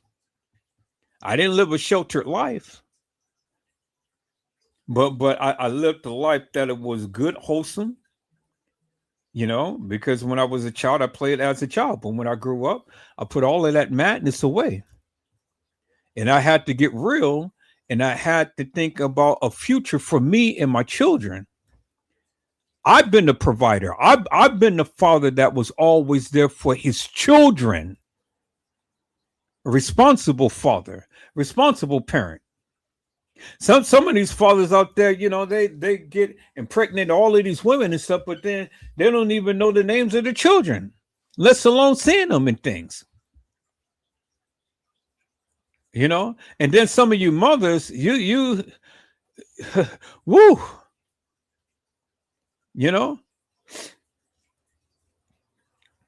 I've always been the parent to where you won't touch my child. You put your hands on my child, whether it be my mama, my sister, my brother, my daddy, my friend, their mama, uncle, aunties, cousins, relatives, or whatever. You put your hands on my child, we're fighting. We're fighting. That's just how I was. I was one with a major temper. Touch my child, scream at my child, hit my child. We're fighting. That's death words. I will kill a nigga. And that's just how I was growing up.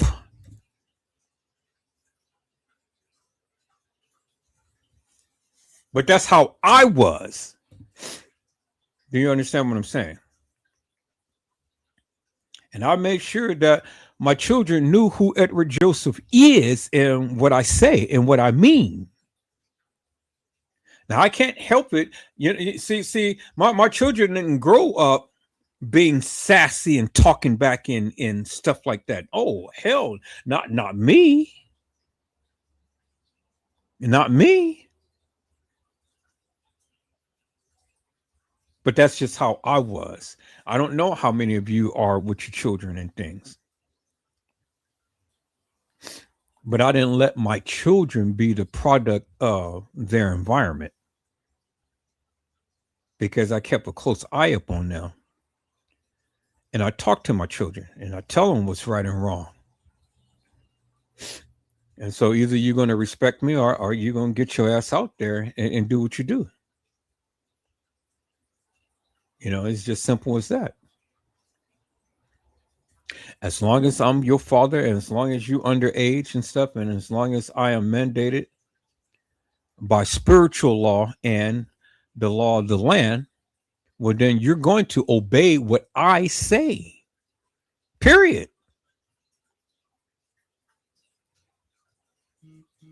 And I didn't bring women in and out of my children's life and stuff. You know, I didn't drink, smoke, and do drugs and do all of that stuff around my children.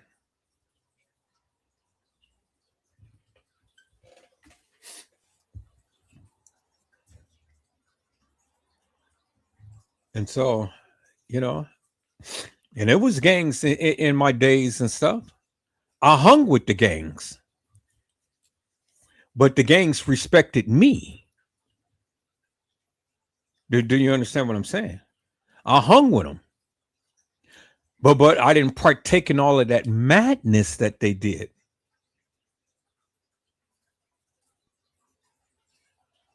And that's just the way that it was, you know. And I dared any of them to step out of line with me and stuff, because see, I had family.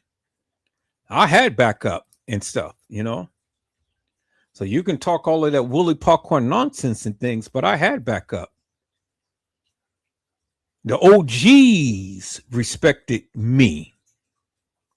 The pimps, the P daddies and things and stuff, you know. And the reason why they respected me is because I had God in my life.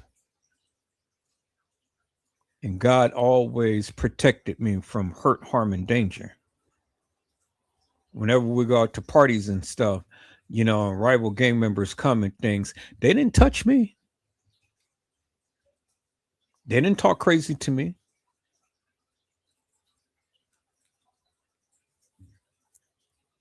Because I didn't bow down to that type of culture, to that type of nature. I was just myself.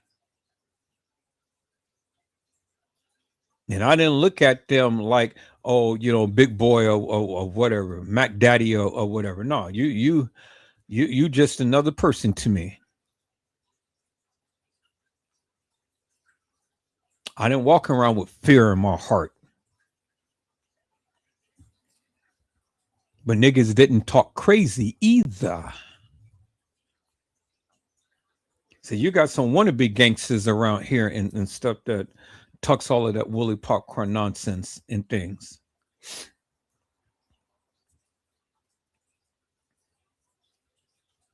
You know, I've been in a lot of places. I've been in Watts, Compton, Oakland, California.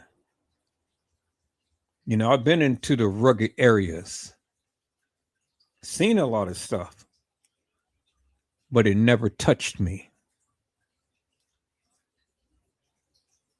Never touched me because God didn't allow it to.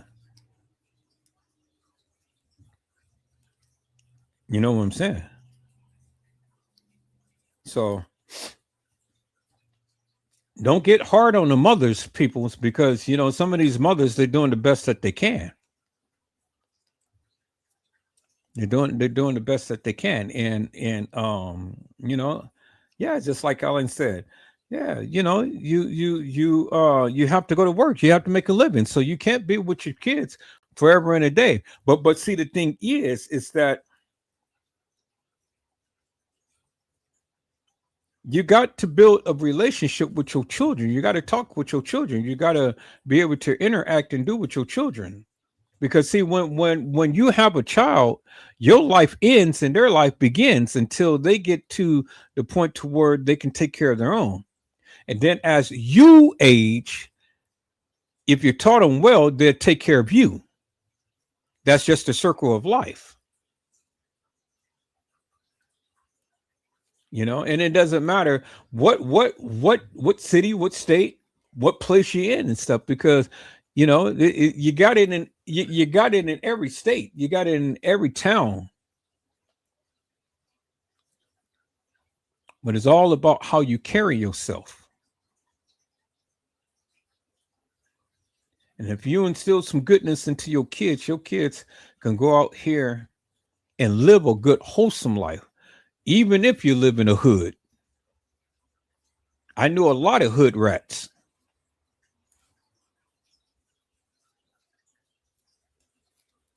But see, I never thought of myself as what they did.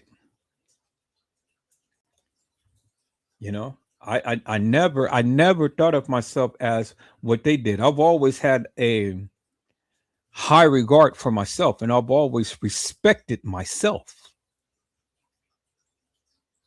And the thing was, if you couldn't respect me, well, then you couldn't be around me. It was a privilege to be around me, you know, because I was special. I had an anointing and still do over my life. And this is why many people gravitate to me, more so than me gravitating to the people.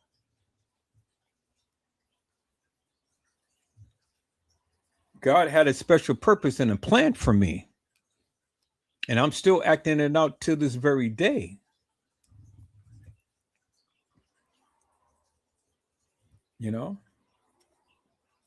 See, when you know what you know, then you know. But if it was in you, then it's in you. And if it's not, then it's not. You know, you can't force nobody to like you. You can't force nobody to be around you and stuff. You just got to know who you are and stand your ground at all times. And speak your truth, whether the people want to hear it or not, whether the people like it or not, whether the people accept it or not.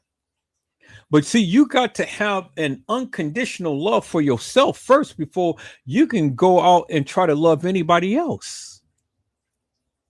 You got to think good of yourself before you can go and try to think good of anybody else. See, I don't give praises to other people and bow down to other people. I've never been that type of person. And I teach my kids, don't you ever sit here and be a wuss. You're better than who you think you are, because you are the king's child. And your father is in heaven, and your earthly father is here to give instruction. But you fear your father in heaven first, and then you respect me as your earthly caretaker.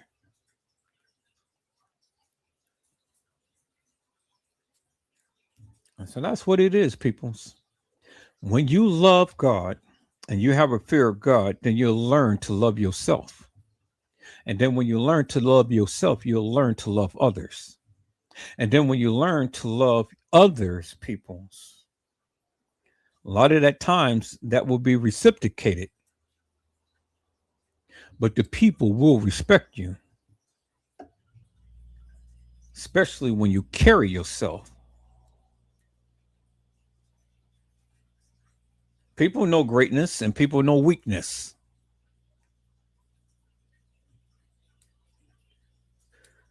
But I'm here and I'm ready to finish listening to what the ladies has to say. Because as Keisha said, you know, she couldn't answer certain questions and stuff because her children wasn't raised like that. So let's see what they have to say.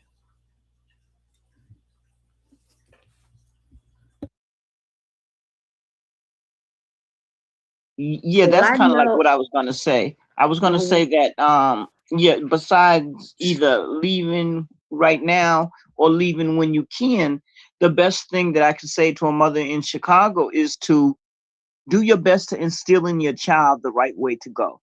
Try to read, no matter how hard it is, try to rear your child up in the right way, which it could go. So you have 5 boys, instilling them every day which way to go, which way to go.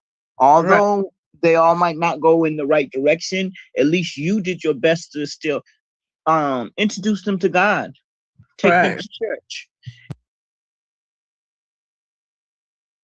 Peoples, isn't that what I just said? I just told you that. I literally just told you that. This is why I love Mother Dora 1 so much, because she is just a person with so much wisdom. See, y'all be thinking that is just hard. People's, it ain't hard. If you learn how to have a good, wholesome relationship with Christ, it ain't hard, peoples. But you got to understand that life is going to life. Life is going to be lifing, you know?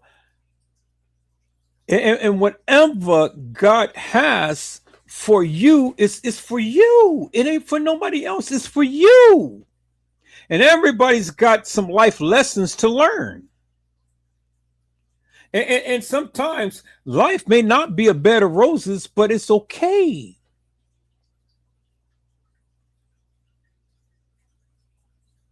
Because see, when you get older, peoples, all of that madness that you did as a young lad or a young lady,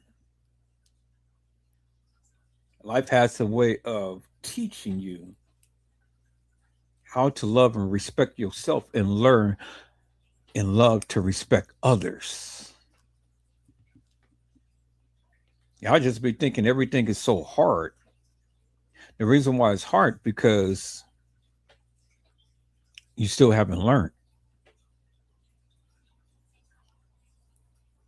Once you learn, things becomes easier.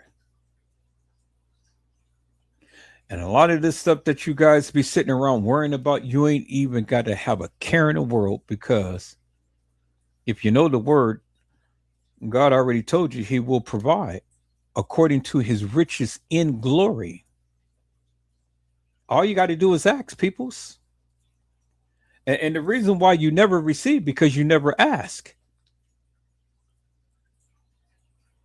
Learn to ask and learn to keep the faith wholeheartedly, even in the roughest of times. Yeah, it'll waver. It'll waver because, you know,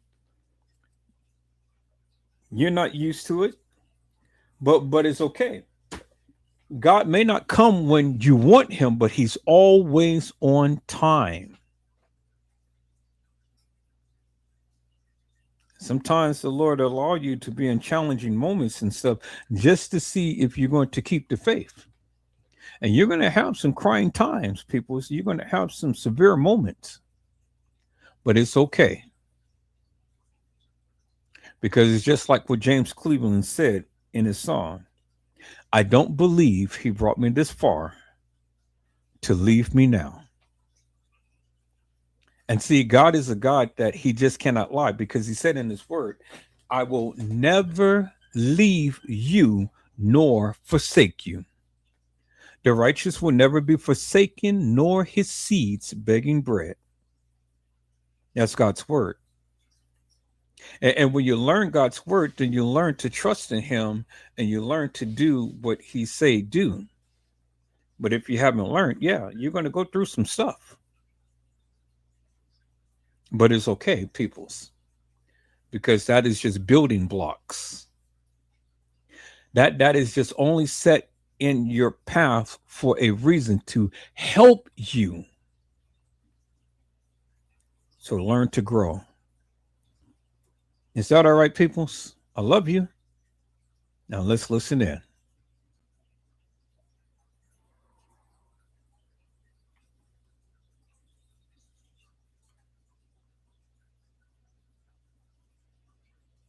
There's church activities you can get them into. Right. So that's an option.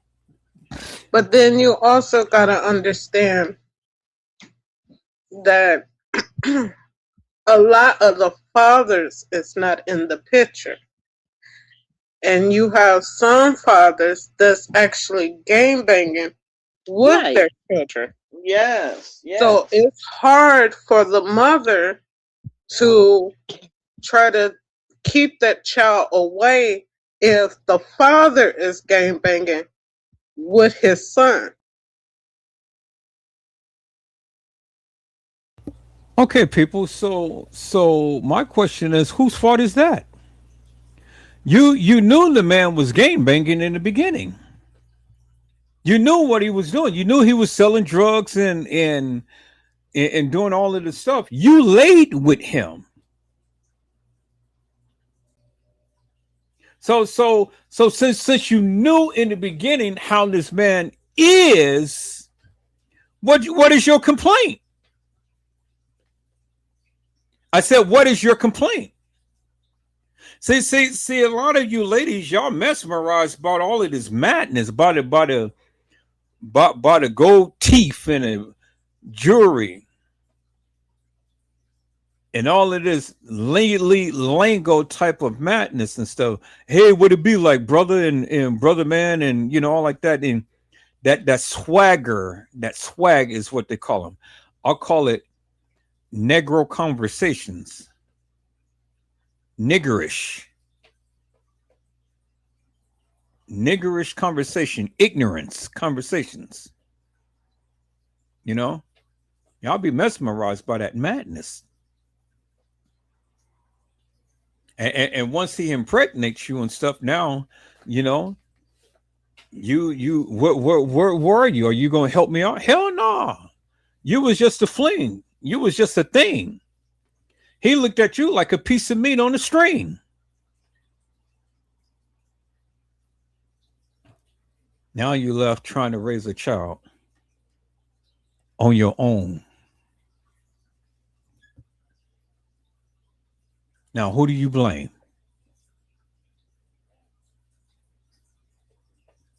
I said, who do you blame?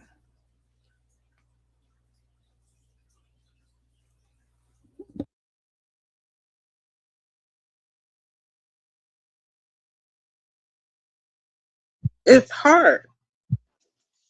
And then people look at the mother like she's not doing what she's supposed to be doing. Well, if she's trying to take him to church and try to talk to him about God and trying to show him, there's a better life that he can have. Well, when you have a father who's going up against what she's trying to teach that child, it's hard. It's hard because the son, you have some sons that's gonna rock with their father. They want to be just like daddy. Just like that. Mhm. And then you have some sons that will go in the direction of the mother. Not a whole lot, but you have some that will. But you have a lot of them that actually wants to, like you said, be like the father. They gang bang with the father, because the father was in the game. And then they see that their father was in the game and they were making all this money and they was killing people and doing this. So they think that's something, and now they want to do the same thing that the father is doing. Right. Now, well, you finna say something, Edward? Yeah, can I ask the question? What was the question again? We're still on the same topic of where are the mothers of these children or young adults that's in gangs. Okay, I just wanted to just kind of throw a little 2 cents in because, to kind of piggyback on what everybody said. And then two, people's acknowledge the people's in the chat because they're giving commentary and giving responses as well. But what I wanted to say is that we have to be very careful when we are giving our narratives or commentary and things, because we can easily fall into what they call tunnel vision. I mean, we want to paint this rosy picture that yes, life is grand, life is great. We can easily just get up and uproot and move away and have, life as we want it to be and things. But that's not always the case. I mean, it doesn't matter where you go or what you do in life. It's what you choose to do. And sometimes it's, the kids doesn't have really all of those opportunities and things. And so, they're part of what the society is around the neighborhoods that they had to grow into and stuff. And so, you know, we are so critical when things just doesn't fall the way that we see it to be. Well, we don't live in their reality. We may have been blessed to have a mother and father, brother and sister, grandparents and things like that. Some people don't even have that.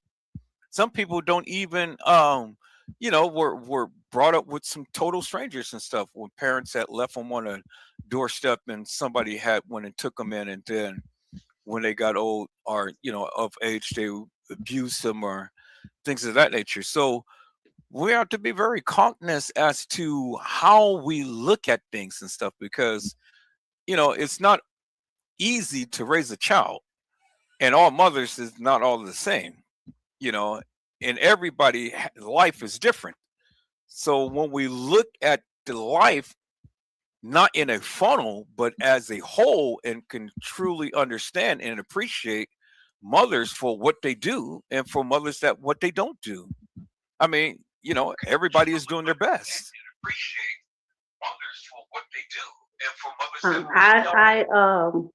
I totally agree with you. And I was finna, once Island Girl finished, I was finna read Trisha's statement about you have to teach children from a young age, and keep them in church, and a mother's job is never done. But I was gonna also add, I think is I don't want to sound like I'm browbeating mothers. And I also don't want to negate the fact that all situations are different. That's not my intent. But I know it has a lot to do with generational, because it's been going on for so long. I guess that's really my point. This has been going on a long time as far as gangs in Chicago. Well, but then you have to understand too, is that the Bible is only being fulfilled. It's only been fulfilled. I mean, we cannot set our destiny. Our destiny is already set based upon that of what we do, of what we think, what we feel, how we act in things. I mean, God has given us a free will, a free mind in things and whatnot. Right. And so some things is generational curses. I mean, it stems way back from what your parents did way back when and things, and it proceeds on from generation to generation to generation. At some point in time, somebody has to be the one who's a praying person that can break that curse and things. But all of this stuff that we are dealing with and stuff is all biblical. And it all stems back from the time to when Christ had walked the earth. So us trying to sit here and trying to figure out why this or why that and stuff, well then, we could be forever trying to figure out things, but it is what it is.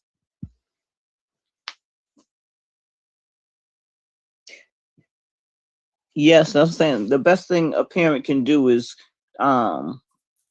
get your child in church. That's what I would say. That's because I was raised in church, and that's the best thing my grandmother and mother has done for me, is introduce me to God. And that's somewhere to start. And you know instill in your child and keep trying to beat it in their heads, so to speak, like repeating it. And then, like I said, if you got 5 boys, they might all end up going in 5 different directions. But what you can say and be confident in yourself that you tried your best. You gave them the stones, the stepping stones in which to make it. You told them right from wrong. It's not on the mother. If one of the 5 kids or 2 of the 5 kids picked the wrong road, as long as she did her best to instill in them the right way to go and got them into church. That's what I would say. Right. Yeah. Yeah. I can agree with that. I can agree with that. But I guess Gina is asking, I think some kids without both parents in the home watch the reality shows, celebrities and rappers, and think, and they want fast come up and bring in the streets, and being in the streets could get them there quick. That's what I was thinking as far as the generational thing, because like I said, I know it's a different time as when I was coming up and what it's like now. And I also understand it's not just Chicago, because at first it was really, LA with a lot of gang activity in it. And it does take a village, because I know I was very afraid of the lady across the street and down the street. You had to answer while mama was at work. You had to answer to the lady across the street because she looking, you wasn't sneaking out or sneaking nobody in. Yeah. So I grew up with the village, yes. That's right. But I was also afraid of my mom. Right. And my dad, even though he wasn't in the home, he was still a parent. You understand what I'm saying? And I grew up with grandparents. Right. So I understand that a lot of us haven't had that. A lot of people haven't had a village. Right. I do get that part. Yeah, because nowadays you can't really say nothing to people's kids, because the mother gonna say, if the kid is up there climbing on the fence about to hurt themselves, get down from there. They run and tell their mother, and the mother come want to fight. Right. And that sort of stuff. But I know if we climbed up a fence and the neighbor said, get down from there, you can't tell me what to do. You better go and get your butt down the fence, and she pat you on the leg. I can't wait to get home to tell mama that lady done pat me on the head. You pat me on the leg. I know my mama gonna whip her butt, because my mama ain't for the mess. So I go tell my mother, Mom, before I tell her, get your butt in here and get that belt. Miss So-and-so told me what you done. Why didn't you get off that fence like she told you? Mama knew what time I got hit that door. And she said, well, she hit me. Well, I'm going to hit you again. You listen to that lady. Yeah. But nowadays you can't say nothing to people's kids. And I won't say nothing to nobody's kids if they're wrong, but I'm going to address the mother. So say a kid is doing something to my kid or my grandchild, I'm going to address the mother. And then if it keep occurring, or I can't keep my daughter from hitting your daughter, when they're younger and stuff, and you done told the mother 2 and 3 times, which has happened to me before, and the mother act like they can't do nothing about it, and my daughter crying, and so I said, well, I tell you what, the very next time your daughter hit my daughter, I'm not going. Me and you gonna be fighting, because since you can't hold your daughter back from hitting my daughter, I'm gonna whip your behind. Oh, she got the cussing at her daughter and stuff. Don't you touch it no more. You get upstairs. I'm gonna beat you. She told her daughter. Yeah, well, we were barred from associating with them. Yeah. If you come and sit and play in front of my mother's house and she see you doing wrong, if she couldn't chastise your kid couldn't be over there. Because as soon as one got hurt, you're gonna be looking at her. Yeah. Right. Yeah, that's what my mother said. Get them kids from in front of my house That's before right. they be done fell and sue me. Get them kids from in front of my house. Yep. Don't go in nobody's house because you don't Yeah. know what folks doing in their house. Yeah. My mother said, don't go in front of nobody's house. They can't come and play in front of my house. So we had to play in neutral. We play in the middle of the street, soccer and stuff like that. And I, for the life of me, couldn't. And you think my mother was so mean and cruel.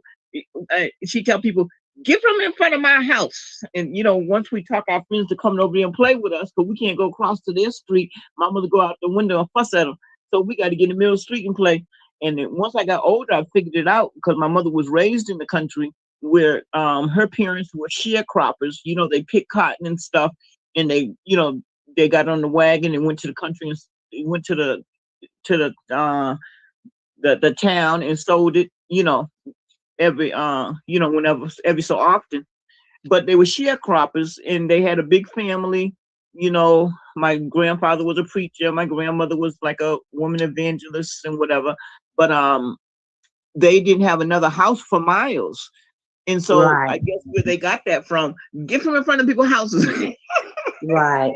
And that's what Kelly is making reference to, about her aunt was able to make that move because of, with the help of her grandmother. Right. So it's like when we were talking last night, even families aren't as close and supportive of each other, let alone the neighbors.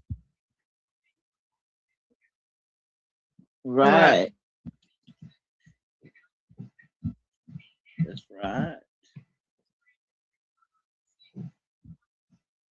And see, for me, it's a little different. I was more scared of my dad than I was my mom. Because my dad, he didn't play that. He was strict. But my mom, she always the one that baby you. Like if my dad yelled at me or something, and then she'll come and she'll hug me. But my dad, he didn't play that. He did not play that. It was definitely my mother in the house. She was the disciplinarian. Yeah. There aren't any eyes, Gina, on the kids these days. It has really, you could say, a lot of apron strings have been cut.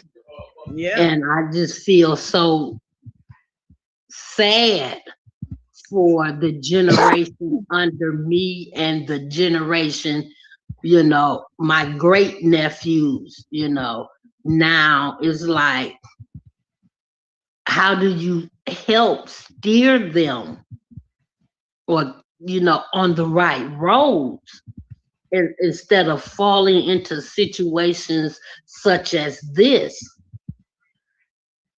Because there were a lot of people involved in what happened to that young lady.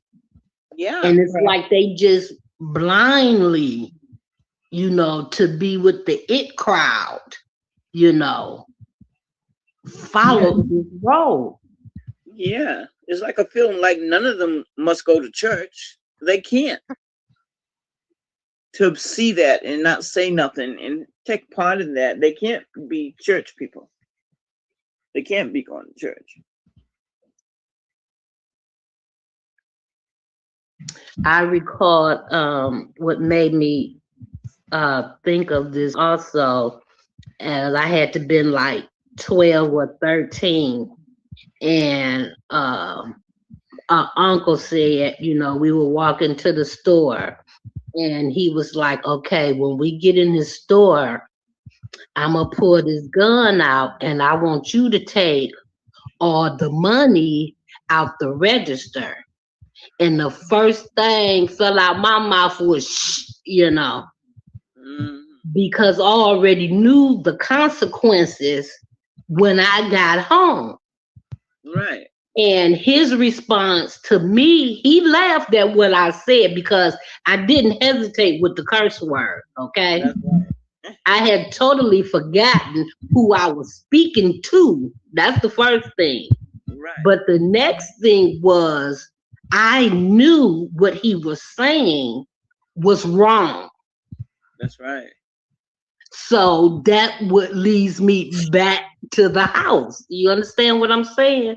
And he Right. said to me, I just wanted to know, would you go along with what somebody asked you to do? Okay. Okay. He gave you a test Yes. of life. Okay. When he said pull out a gun, child, I ain't want no dealings with that. And Right. taking something, no, we didn't play. That don't belong to me. I want nothing that don't belong Play to me. those games right there, because it was consequences when you take things that don't belong to you. Yeah. Yeah. Easy come, easy go. And then you always lose something in value if you do something like that to somebody. Right. And you can't pick what you're gonna lose once you done took from somebody. Exactly. What comes around, it really does go around, whether y'all think it or not. It come around some type of way. Exactly. Back around. Exactly. I mean, we even got the speeches, you don't fight girls over boys. You know what I'm saying? It was just lines drawn in the sand at early ages. Right. Of the do's and the don'ts that went along with church. Yeah. Yes. So when we look at places, you know, like Chicago and LA and Baltimore, you know, and how I know drugs play a big role in that, and that fast money play a big role in that. It's like, how do we get the children back? How do we get them back? I think you start a lot of church programs for kids, for churches to reach out, because God is the answer if they're willing to accept. You know, it's harder for others, but God is the answer in one way or another. I found with all things, God is the answer for me. Yeah. Well, you know, you had touched upon a sensitive topic when you had said that the boys shouldn't hit the girls. Now, I was always brought up to raise. I mean, I was brought up and raised. I was brought up and raised to not hit girls. But I can tell you a story that will really shock the mess out of you guys. I literally took a beating for a whole month from this one girl. My father and mother always taught me never to hit girls. And okay, so I'll just say it like this. So I was one of the ones who was instrumental in helping start this cheerleading squad that Richmond Steelers had in Richmond. My sister and some of her friends were on the squad and things. And, you know, we would always go over there in Nicholas Park, and they would go and practice at the park, practice at my mother's house, and things of that nature. And there was this one girl named Reese that had literally just was kind of like the dominant one, you know, just like really just aggressive and things. So she used to always pick up on me because, you know, I was the real nice, friendly guy, timid, shy, so to speak, until you piss me off, and then, you know, I become someone else. Yeah, But we met that person. right. But I literally took a beating from her for a whole month every day. You know, we'll go over there, get beat down and things, all because my parents told me don't hit girls. Till finally, the beginning of the next month, I said, you know, the hell with this. I mean, you know, I'm a little young boy. Hell with this. I'm like, okay, if this girl hits me today, I am going to just knock her out. And I told my daddy that. I told my daddy and told my mother. My father said, "Well, a man has to do what a man has to do." That's right. And then my mom had said, "Well, you know, I do understand, your sentiments and things, but you don't have to put yourself in that position." And then I said, "Well, yes, that's true. I don't have to go over there, but," I said, what if it happens at any other place and things? What am I going to just walk around here and just have people beat up on me for no reason and stuff? And you guys are telling me I shouldn't hit on girls and things?" Then she just repeated what my father had to say. "Well, a man has to do what a man has to do." I said, "Okay." So I got their blessings, so to speak. So I Right, to came over lay her to, out. yeah.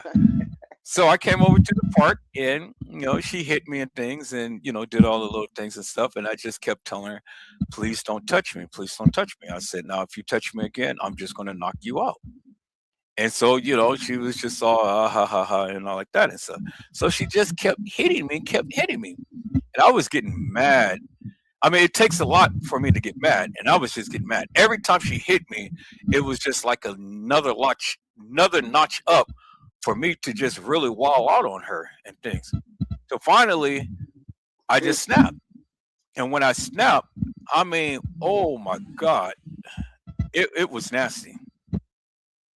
It, it, Oh it, yeah. it was nasty. And when I say it was nasty, they had to call the ambulance on that girl. I ended up giving her 2 black eyes. I broke her arm. Her legs was all bruised up and things.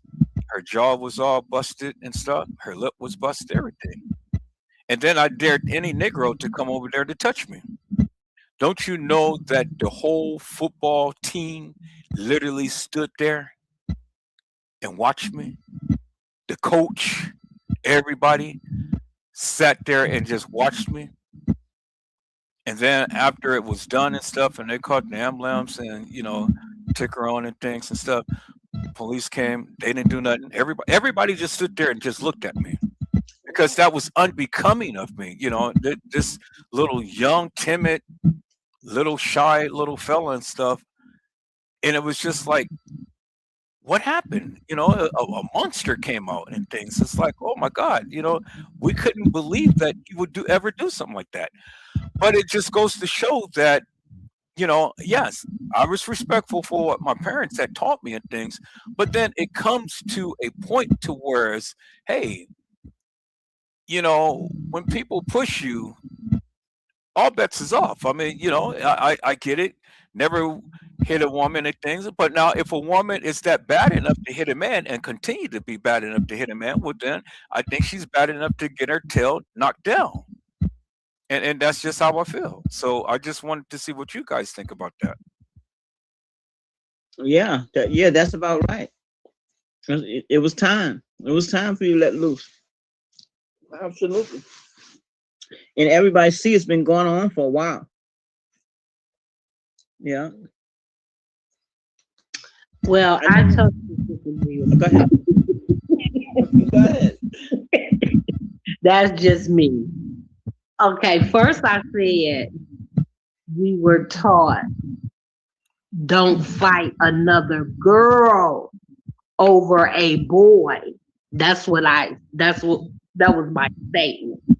Oh, And yeah. boys fight girls under any circumstances. So I just wasn't raised that way. My brothers don't hit girls.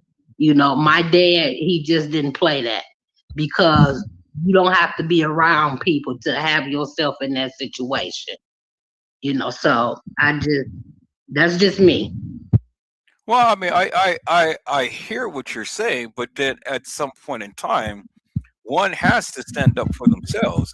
I mean, the hell with this, don't touch a girl. I feel, and I felt that way at a young age too, and that's why I got the permission of my parents and things because I didn't want to go against that of what they taught me.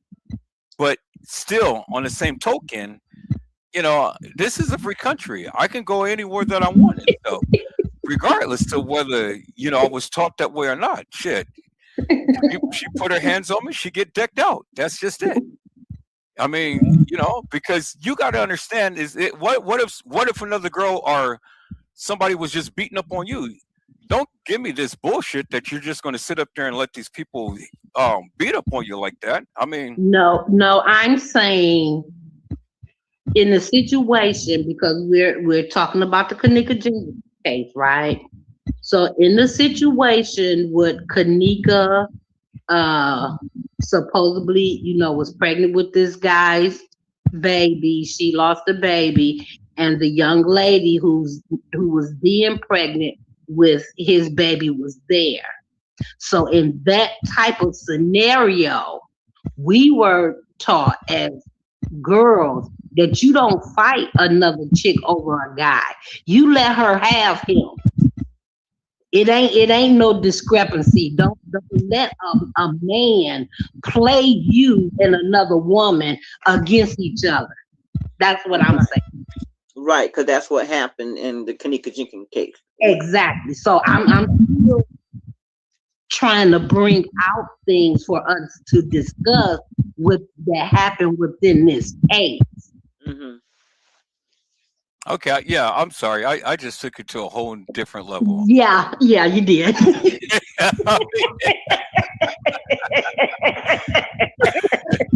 I took it to a whole different. Well, I mean, I can't help it because it's like certain topics and stuff. Now you see, why I am the way that I am and things. A lot of people say that I'm just rude and obnoxious against women and things. No, that's not the case. But I had to take a beating in order to have the meeting. Right. Well, we just found out the real Edward. Right. Well, my thing is hilarious. Don't touch me. Don't touch me and you won't be touched. Yeah. Just like my mother said. She said, if you come home from school from fighting, if you get suspended from school from fighting, you're going to get your whipping. The whole time you suspended, you're going to get your whipping every day. And then I tell them, well, Mama, how about if they hit you first? She said, well, if they hit you first, then you can knock the hell out of them. Right. Yeah. Mm-hmm. Because somebody had been hitting me first and I wouldn't hit them back because I was scared to get suspended. And I finally told my mother, well, they hit me first. And she said, well, they hit you first, then you knock the hell out of them. Well, I know the topic. I mean, I know the title says positive vibes, but that was positive because I turned the negative into a positive, right? Because it got settled. Right, it got settled. So she didn't hit the news. Oh Jesus! Oh Lord have mercy! Yeah, you took us all the way to the left with that one. Yeah. Oh yeah. Woo! And I didn't want to, be disrespectful, and get hit or nothing. Right. But my point was, picking out things within this case, of situations that young lady was in. Everything the people have been saying as far as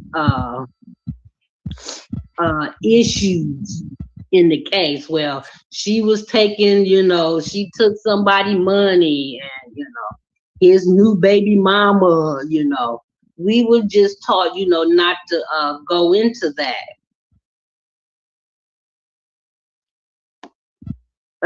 Gina says church program is cool in her neighborhood. Yes. We bought 40 kids in the church. It was a family church, and the elders of the church wanted the church the way the elders ran it. Yeah, sometimes that's best though. Yeah. Back in the day, the best times. Yeah, but sometimes. Yeah, we did a whole lot of complaining then about the way we were reared up in church and stuff. And, now we see the benefit of it. You know what I mean? Yeah. The benefit of why we were in church 3 or 4 times a week, for choir practices and all this stuff. Yeah. And saying the children got frustrated. Yes, because they still do have their own mind, and you do have to give a child some leeway to make decisions on their own. But the parent still have to be there to guide those decisions. Mm-hmm. Yeah. Well, when we came up, all our decisions was made for us. When we came up, children were made to listen and not be heard. That's right. Yeah. No matter who was talking, if they were an adult, that's who you listen to. That's right. That's right. That's no question. And as long as they didn't touch you inappropriately, you showed them respect. Yeah, but you know what? Nowadays they do have a lot of parents. I see some parents be into the drug stuff. They either be high or just in that mentality, and they mistreat kids. Like, I mean, they talk bad to kids. Like, they'll get high in front of kids. Like I'm saying, on the street. Like, if you send your kid to the store, there might be people, standing in front of certain houses and stuff, just getting high and stuff. Okay, when my kids were raised, I tried to raise my kids the way I was, not all the way, but half the way how I was raised, where is to always respect your elders. And I tell my son, yeah, respect your elders and stuff. I told all my kids and stuff, and my son said something. He said something bad to somebody. I said, why'd you say that to that person? And he said, I told y'all to respect your elders. He said, Mom, but they be getting high in front of us and everything and all this stuff. And I said, oh, well, come tell me, don't say nothing back to them. I had to tell him, you really, before you say respect your elders. And now there's elders don't respect kids. And so that's some of why times are really changing, because there's adults that sit there on the street and get high in front of kids, on the grass, kids at the playground. They're at the playground. You find all kind of needles at these playgrounds. Yeah. Where adults do not respect children. You know what I'm saying? Yeah. And then you find where kids don't respect adults, and half the kids have ran into adults like these. See what I'm saying? So it's just a mess. It's a mess. Well, I want to ask a question. Now, you all say that you're supposed to respect your elders. Well, what if you have them elders that just kind of take you there? They kind of that's what I'm speaking about. Yeah, that's why it was just meaning. So some elders just do not respect kids. Right? Yeah. Because you have some elders out here that will just curse you out for no reason or just pure mean. And no matter how you try to be nice to them, they still being mean. So it's kind of hard to respect them. Well, I understand what you're saying. I do. And yes, children are people too and deserve respect. So I understand exactly what you're saying. But I'm gonna say the generation behind us, because I've never, not really experienced that where I had to go, and tell on an adult. I've never had that, but I have heard of children in the generation under me have dealt with that, and they were told, you still come and tell me, and you let me deal with that adult, meaning for teachers and stuff like that. that way, even though they're wrong as a child, you shouldn't correct them. Two wrongs don't make no right. Right. Right. Well, now, okay, here we go. I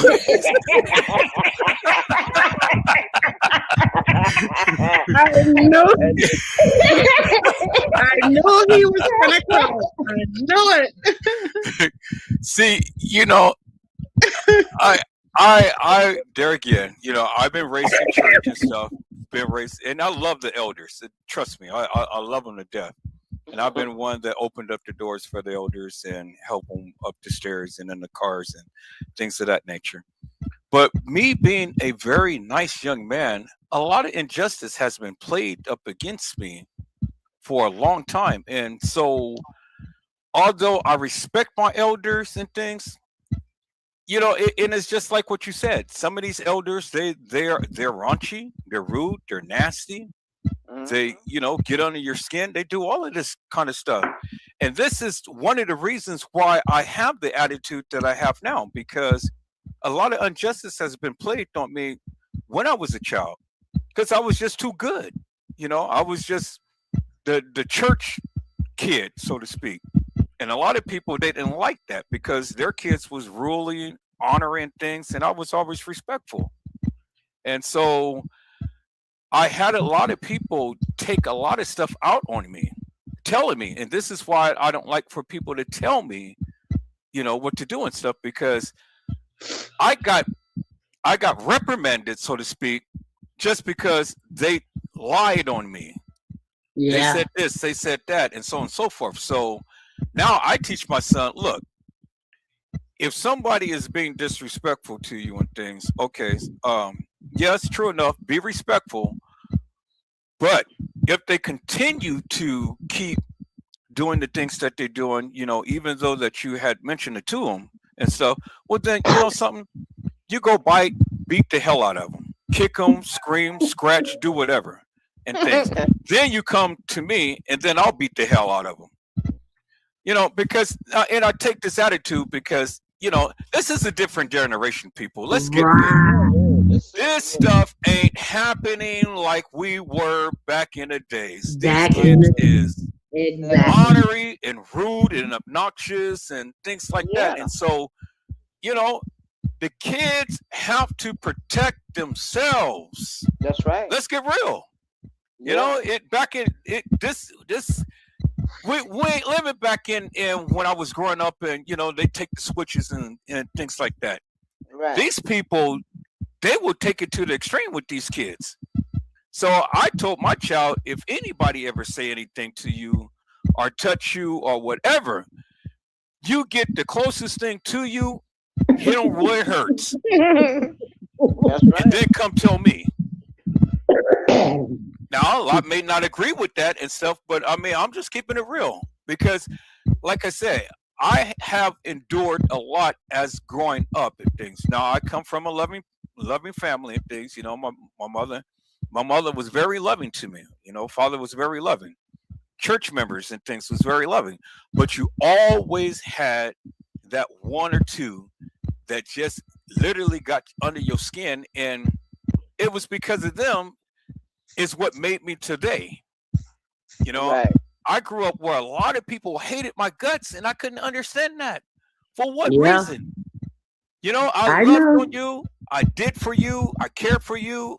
I provided and, did everything and stuff. But still, I got reprimanded because you lied. Well, you need to do this. You need to do that. I don't need to do a thing right now, So I'm older now. But I take all of that anger, pain, resentment, and things, I carry it now because I had to carry it as a child. I couldn't say nothing as a child. Right. I couldn't say nothing until I was 18. And then when I became 18, oh man, I let loose. And people couldn't understand why I'm letting loose now. Why didn't I say anything from the beginning? You didn't hear me. I told you, but you didn't hear me. Right. Hi, Tiffany. Hey, everybody. Hey, Hi, Tiffany. You guys are making me. Hello, Tiffany. Hey, It's a I had been blessing to on see here you in for a here. minute, but I was debating on if I was going to tap in or not. My throat hurt a little bit today. I don't think I'm gonna do too much talking. Well, they're I touching on feel like I was topics that coming really down with a touch me. bug. So Yeah, I feel like I was coming down with a bug. That wasn't my intention, Elwer. I didn't mean to get you all worked up. no. I mean, that's good though, because see, this helps you all get to know who Edward is and why he has been doing the things that he's been doing. Now you can understand. My childhood was great, excellent. I don't get me wrong. Perfect in every way, but you always had those few elders that just really got under your skin, and it was because of them. It's why I got reprimanded so much, and it's what made me the way that I am today. And to tell you the truth, and I know I shouldn't be saying this, but I'm so glad that they're gone because, Wow. yeah, really, I'm so Really glad bad. that they're gone because not only did they do this to me, but they did it to others. Yeah. They ruined. Well, my life is not ruined because I grew up. I got a good job. Family, kids, and things like that and stuff. But the other kids, they pushed them to drugs. They pushed them to prostitution. They pushed them Right. to doing all of this other stuff, murders and robbing and things of that nature. And that's what I resent the most is that these kids did not have a chance because of them. Right. And then when I look at it with TM, this is why I can't stand TM to the degree because I'm looking at her and I'm like, you didn't even give your daughter a chance. Right. And not only your daughter, but these other kids, these were babies. Right. These were babies, and these babies is being brought up in this type of environment. This is why I'm so passionate about this case and why I am going so hard and so much so on TM because this is what I've literally seen growing up. Okay.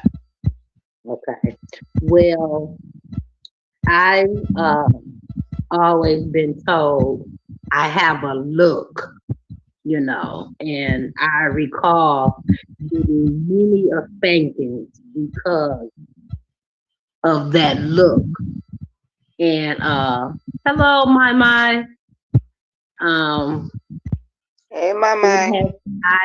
I consider it a blessing for me in disguise. But as I've gotten older, it's been a curse because everything I think is written all over my face. So even though I be trying to be, conceal it, I can't conceal it. It's there. So I have to avoid a lot of things because people take that look, my expression sometimes the wrong way when that don't be my intention. And I have to agree with you, Edward, that this is not like when we grew up. It's a totally different generation. And that's why I was saying, how can we help the children now, the generations? Because I have 2 under me, 1, 2, 3 under me thus far.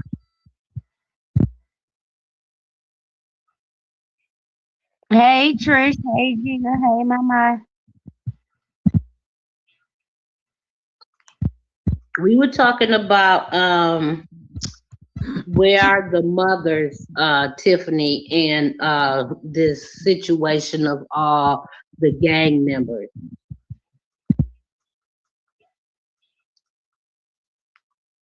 Okay, I was listening. I was checking those stuff. Oh, okay. Well, Charnetta, kind of go back to what you're saying when you said that you had that look. Well,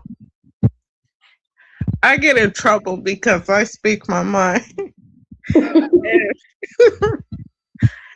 And I always just, I don't know, I get in trouble because I say what's on my mind. You don't get in trouble. You don't get in trouble on here. Because I just say what's on my mind. And what comes to mind come out your mouth. Yeah. I say what comes to mind and I don't get in trouble. So I'm trying to understand. Because I almost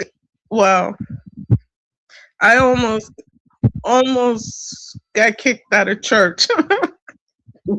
At church? No, she wasn't cutting up in church.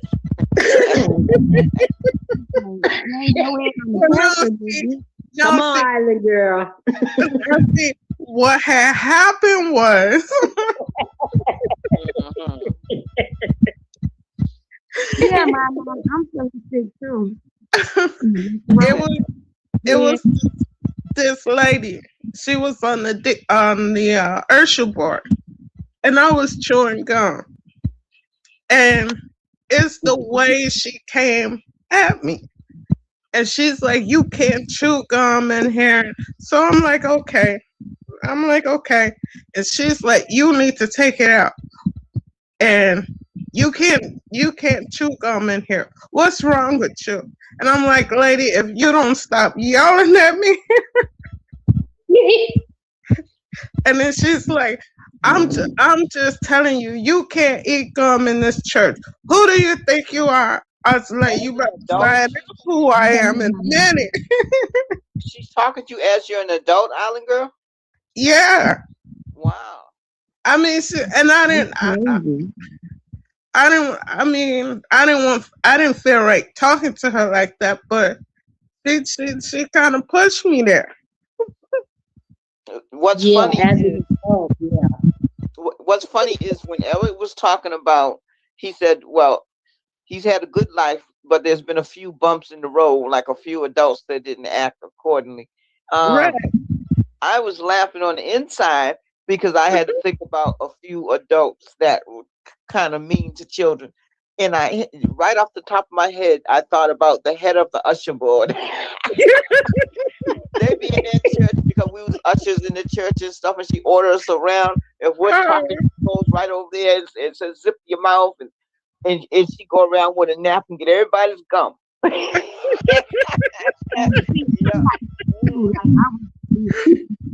elder, but I had to flip on this lady one day. I swear.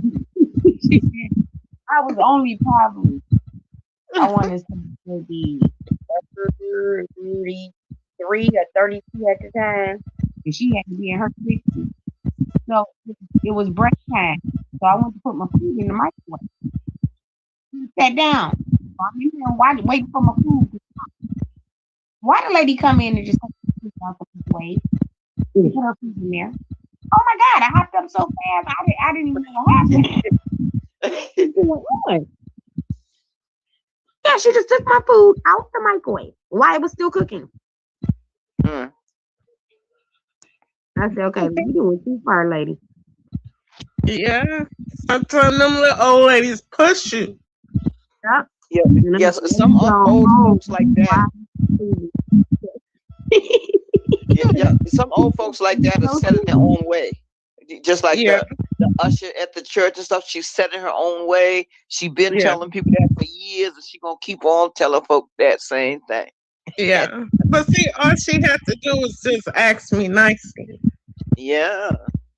But I didn't mean to bump her, but oh, you done bumped her too? Oh wow, you're doing too much. Y'all didn't hear that. Setting it off. Y'all didn't hear that. Y'all did not hear that. I need some bail money for this one. Right. Yeah, the church lady. I didn't bump her hard. I just kind of bump her to a little bit. Okay. Like they say, ain't nothing wrong with a little bump, I guess. Ain't that how the song go? No song. Yeah, so silly. After I went off on the lady, I felt bad. I'm like, Well, I but hope she you feel was better. wrong. Too. About the regular. No, I hope you're feeling better too. I'm trying. I mean, I have felt too bad, but my throat more so. I don't feel like I need like I can do a lot of speaking and it like hurts a little bit. And you trying to talk, girl? And it's lightheaded. Hello, lady. Ed Love Me says he loved the honesty. And Gina Mama sung in the choir, and she had that look too, you know. They had to sit on the front row so she can snap them back into place. Oh, Mama didn't have to worry nothing about it because the head of the usher board, she'll go around it, and when she see kids acting up, she tell them to shh, or she'll take them on downstairs. She'll take them from the mom and take them around downstairs because the kids can hear what's going on upstairs. There's a speaker down there. Right. Yeah. Right. They ran that church, boy. You think they didn't? Yeah. Yeah, you learn many lessons in there. Very many lessons you learned in church. When you chewing that gum, you know to stop chewing when you see the usher lady come by. Yeah. Can you guys hear me? Yes. Oh, okay. Sorry. Hi, ladies. How are you? Wonderful. How are you? I'm Good okay. evening. My chest has been just bothering me a lot. Oh, you need to get it checked out. I know. I had missed my appointment last week. You rescheduled already? Huh? Did you reschedule? Oh yeah. Yep. Actually, I didn't know that it was for this Friday. They actually called me today. Okay. But no, that's good. No, because I gotta get a sonogram on my heart too as well. Well, I'll be praying for you. Hope everything come out good. Better. Yeah, but dealing with the heart, you know, it's not, you know, I know Friday, but don't wait till it just get too bad. If you have to, go to urgent care. I know. Well, I just found out that I had a heart murmur. Yeah. I didn't know, and they did an EKG, and then they scheduled me for the sonogram, cardiovascular. Yeah, don't play with that. I know, because I just lost two really close friends this week. Oh, I'm so sorry to hear that. It's been a rough week. Sorry to hear that. I'm sorry to hear No problem. you under the weather. No, thank you. Okay. It doesn't matter how old you are these days, you know. I'm gonna keep you in my prayers. No, thank you very much. Yeah, just take it easy. Don't be lifting too much. No, I only lift my hand to my mouth. Yeah.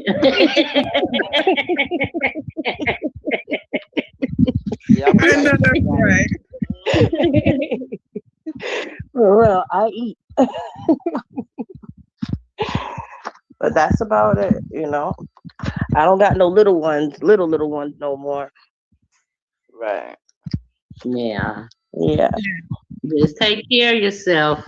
I know, and that's a problem. I definitely have for the past few years. Just, you know, when you just get depressed and stressed out, and your back is against the wall, you're worried about too much, and you just tend to not pay attention to what's really important. Right. You know, so I definitely sending his prayers up for you too. Definitely. You know what I do when I'm feeling depressed, like one of my down days. Well, every morning I try to get up with you know, gospel on my TV or somebody preaching on my TV. Yes. On my depressed level, I might listen to it all day. I might listen to it all week long. Nothing but gospels coming through my house. You know. Yeah. No, that's definitely. It definitely helped me because there was a time in my life when I went away for a little bit, and I definitely opened up the Bible and was just reading and writing scriptures every day and things that I felt related to, how I felt inside. And I tell you no lie, when I finally started paying attention to what God was trying to get me to pay attention to and got closer to him, so many blessings and answers to my prayers and just things just started going right in my life. Right. Right. And then, you get a little too comfortable and you get sidetracked. So like now, I got to bring myself back. Right. So I definitely agree with that. Right. Faith is Edward said, definitely important. has anybody talked to Miss Durham? No. No. No. No. I hope she's okay. Who? Miss Durham. Graham? Yeah, she be on here a little bit. How long has it been since she's been on? Oh, Couple days. couple of days. 2 days, maybe. The weekend, I think. Yeah. Well, did you want to chime in on the subject? What were you guys talking about? Where are the mothers of all of these gang members? Jesus, I ask that question all the time. I mean, I asked that question when we watching the case. Right. Like, is this, these parents are not involved? I just don't understand, especially for female children, like female girls, young ladies. How are the parents not involved with just the way they're living their life, the things that's going on? I just don't understand that. And then a lot of these younger parents, they probably so busy ripping and running streets themselves that they're not paying attention to what their kids are actually doing. Excuse me, Trish, I definitely agree. She said the sage my home, and remove like negativity. I definitely agree with that. You know what, y'all? I heard. Okay, I keep hearing about this sage stuff, right? Uh-huh. So I've always heard about this sage stuff. So this one time I said, well, I'm gonna get me some sage. So I went to the store and got me some sage, and I'm gonna burn it. But because I give all the help that I accept, I get is usually from God. You know what I'm saying? And I don't want to invite any other entities into it. Right. And so I don't know nothing about no sage, but I hear about it, I stay away from it. But then you hear people talking more about it. It comforts you. It gets all the evil spirits out. Just take and burn you some sage, and then they say, and plus it smells good.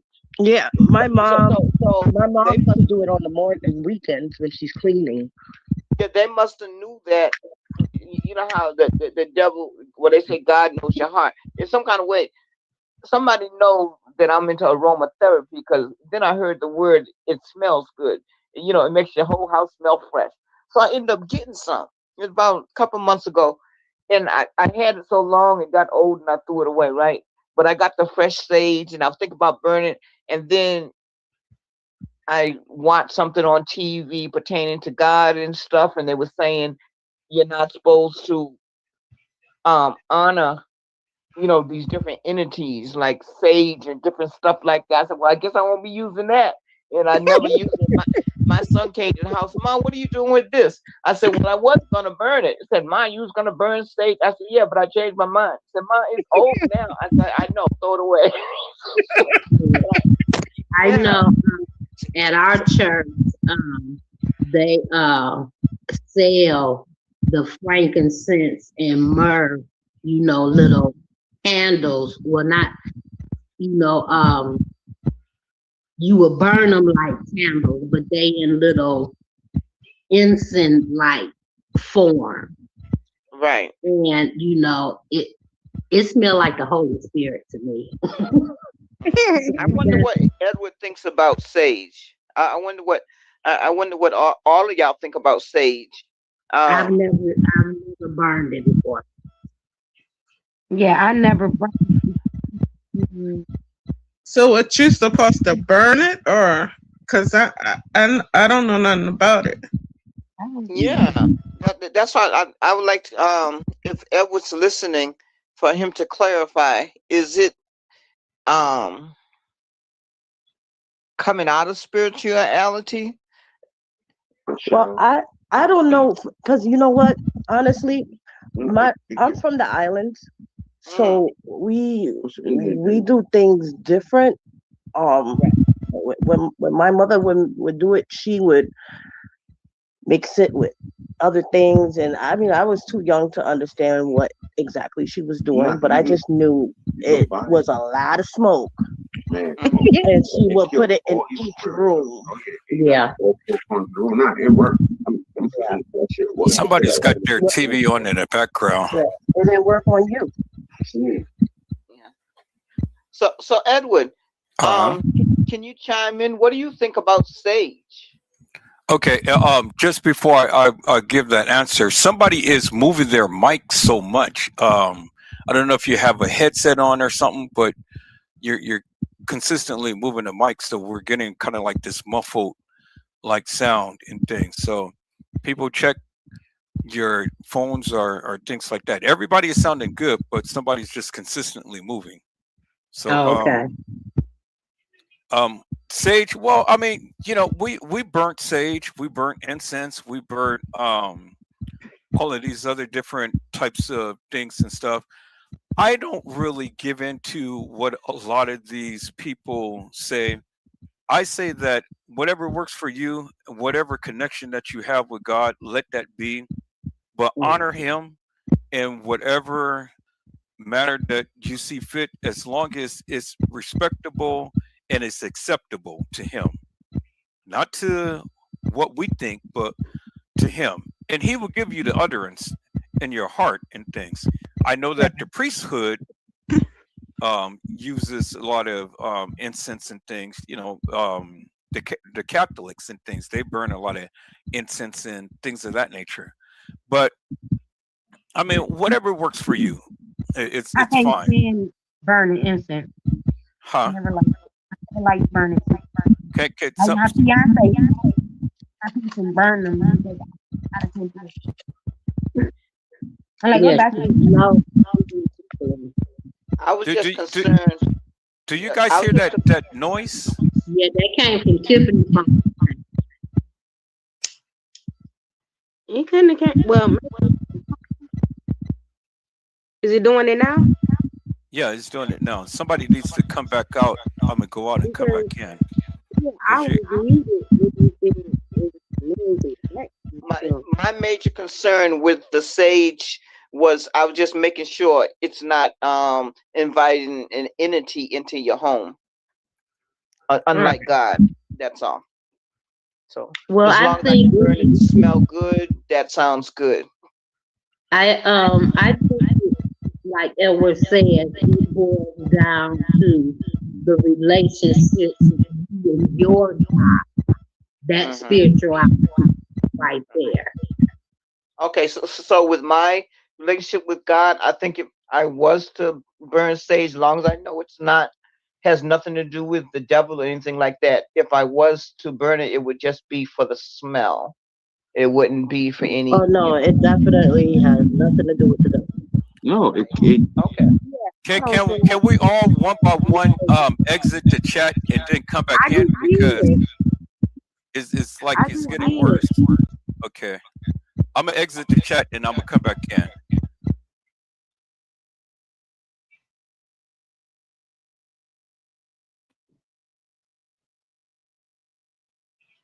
Okay, is that better? Hello. Hello. Hello. Yeah, I mean, can you guys still hear it? Yes.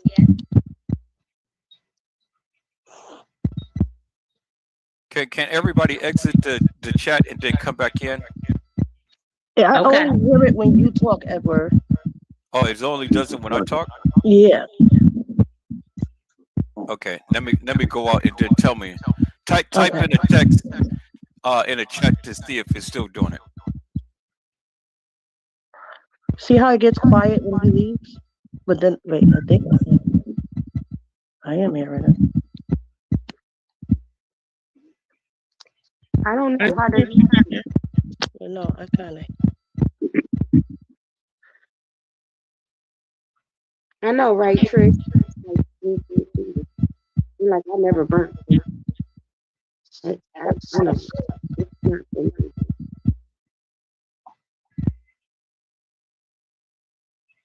Okay, do you guys hear when I talk?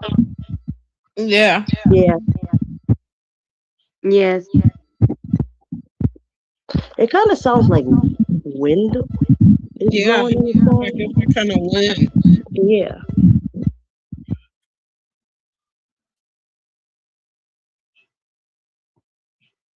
Y'all hear it when I talk? Nope. No.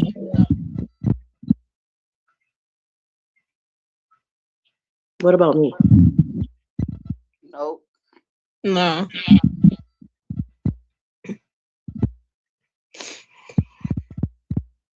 Okay, I'll go out.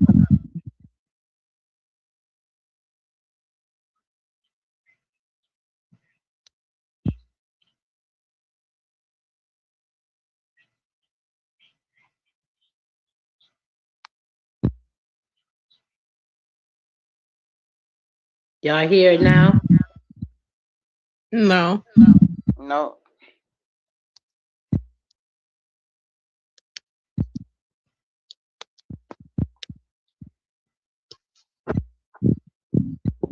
Because I haven't touched it. Okay. All right. I have my friend. This is Evangelist Shauna Davis. Hello, Miss Shauna Davis. Let me go ahead and put the invite in so you can come on in. Now, peoples, this is a powerful woman of God right here. This is my buddy. This is my buddy. This is my road dog. Not to say dog, but this is my We know this what is you my mean. road queen. Okay. Shauna, come on and click the link and come on in. Join the panel. It's kind of echoing. A little.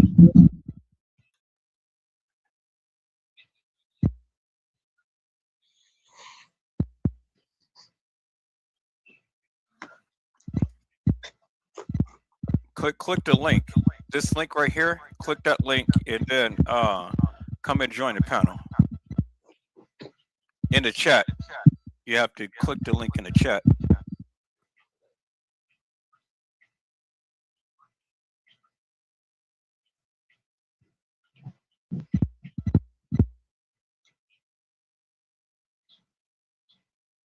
So right in the chat where you're talking, click this link and then come on to the panel.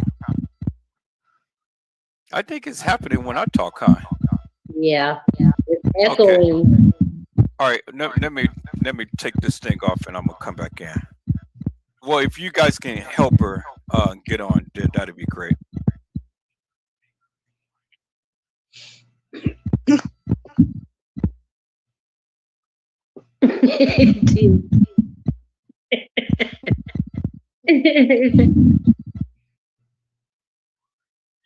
Tish says she's sorry she mentioned Sage.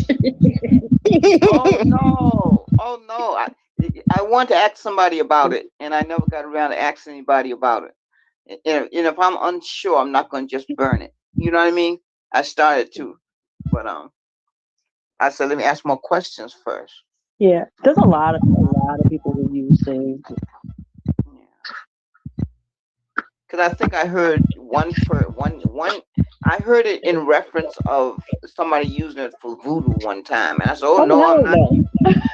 Yeah, so it scared me away from witchcraft. No, you need a couple. You need a couple items to do that. They might be doing some type of witchcraft. I don't know. Interesting. So when you're unsure, just don't use it. Ask a couple of people. So I asked y'all a couple of people. Thank you. No, you're You fine. get a different Okay. response every time. Okay, Mama Dora, you can use the demons in instead of putting out. Yeah. They said it smells good, and I am into aromatherapy, and so Oh, okay. I Do believe you it works with burn energy. oil or wax? hmm Okay. Yeah, I do those. yeah, I love the oils. Yeah, I'm really into. I like aromatherapy. Yes. Now, what do you do with the what do you call that? Frankincense. The the aloe vera plant. Oh, it'll help grow your hair. It has many good plants. Yeah, You can eat keep a it, lot of clean moisture. your insides out, but it tastes terrible, but it does wonders for your insides, they say. Oh, Mm-hmm. It's wonderful. And They it actually grows sell it in here. the market It that can, I go to at a few markets. I mean, so what do you do? Cut it up or boil it or? No, you scrape the inside, like you cut it down the middle, not like Uh, half, but down the middle. you cut the sharp sides off both sides of it first, and then you know, Yeah, and then yeah. the skin part comes all around it, like you peel it. We all oh, know about Squeeze the aloe. gel. uh, Yeah, you and can squeeze it the gel. takes scar. It's good for scars.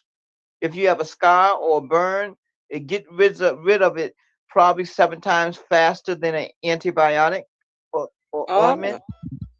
Oh yeah, Yeah, it's real powerful. I love yeah, aloe vera. very good. I just really got into it maybe years ago. Do y'all still hear that? Huh? Still hear it. Yeah, I hear it. Hmm. yeah. You can make aloe oil by frying it in a frying pan Oh with a little wow. of the different oils. Oh, So that'll be good on scars and stuff. Oh yeah, yeah. To Yeah, it's just real good on take your the skin off and skin. rub it right on you. Yeah, it's Definitely. good for moisture. Like it's good for your I hair. did Like that. I put it in my hair. I put it on Feel my so good. face, And and it took moisture. all the Yeah. bumps and all the scars off my face. Oh yeah. Yeah. You wow! put I didn't know that. it on. Yeah, Yeah, it do a girl. lot. You just take it I and used to rub it do it on your face. every morning when I brushed my teeth. I My mixed it with neighbor. don't laugh. I mixed it with butt paste, Oh, okay. Wait a minute. but it You had mixed it with what? butt paste. I've heard of Butt that before. paste. Yeah, it's the protective cream that they give you. Oh, They put on you like in the hospital and stuff for like diaper rash and stuff like that. right. Okay. Right. Yeah, So you and mix it had aloe aloe vera. in it too. And I had got the aloe plant, and it would keep oozing and releasing the gel. Mhm. Right. Um, and I would mix it. I would wash my face when I got up in the morning, and then I would put it over my face, and I wouldn't wash it off. I can't remember. Did I wash it off? No, I don't think I washed it off. No, I That think was I just really left it. live. He So said you if use it it for goes off, overnight it's something like that. treatment. Yeah, because I'm light, so when you get to playing with your face, if you got a blackhead and you be like, oh gosh, I gotta get rid of You're not this. supposed to squish it or get black. Yes, Mhm. yeah. Yeah. So I had used it because I I was following these white girls where I was at.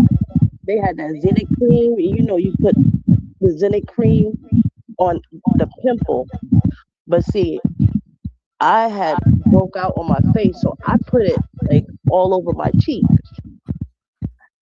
And no one told me to just put the, like a spot just on the area.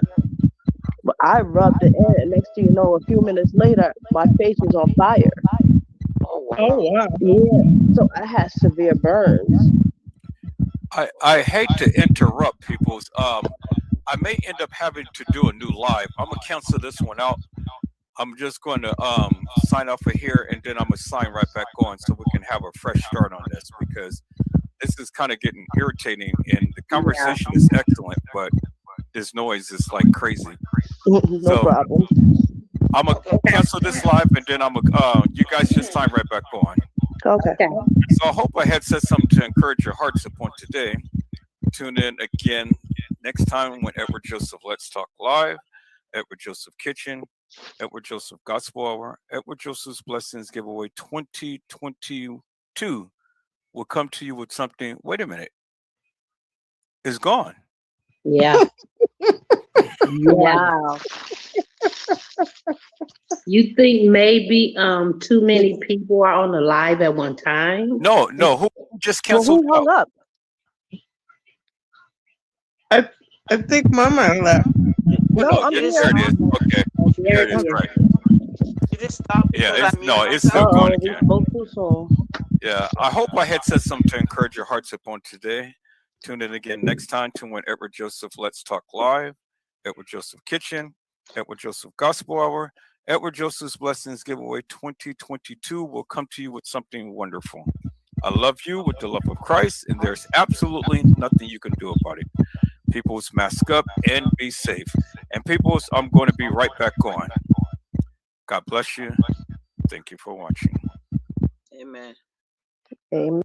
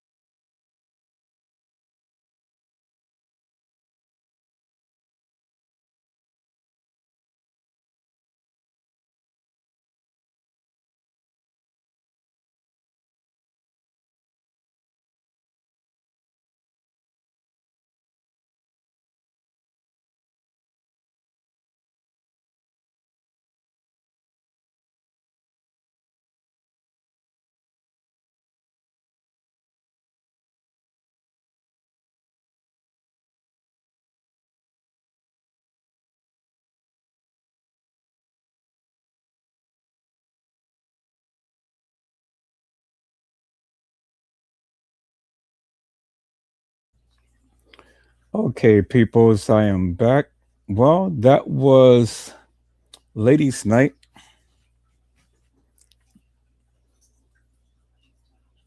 And Charnetta was the host on tonight. People, so I hope you had enjoyed Ladies Night. We're going to come back right back with Ladies Night Part 2. Going to come back with Ladies Night Part 2. And we're just going to keep the fun continuing, peoples. This is going to be Ladies Night Part 2 with Charnetta as being the host. So I'm not going to prolong this further, peoples. I see my peoples came in. Hello, Tony G. How are you, ma'am? It is a blessing to see you on tonight. Tony G had says, hello, Gina, to you. And then I see Mr. Carmelo Turner had came in. Hello, Carmelo Turner. How are you, my friend? It is a blessing to see you on tonight. And Carmelo Turner says, I 100% rock with you on this one. All right, people. So you guys be blessed. Get your rest, which I was doing. I was knocked out sleep because I've already watched the live many times and stuff. So I just wanted to sit back and get a little bit of rest. But unfortunately, my live went out and stuff. I don't know how long it's been out, but it's been out. But y'all come on back because we're going to be right back, people. I'm just going to put the title on here, put part 2 on here. And we're just going to continue to keep rocking this. And this is going to be part 2 with Charnetta as being the host. So you guys be blessed, get your rest, and come on right back, peoples. And let's listen to what the ladies had to say.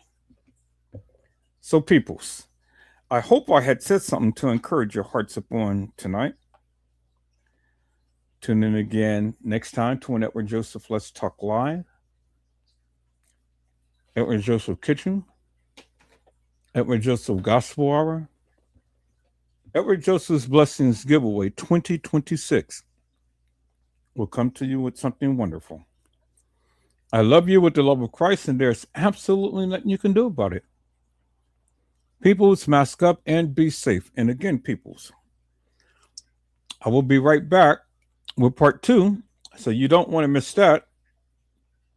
So until then, peoples, God bless you all. Thank you for watching.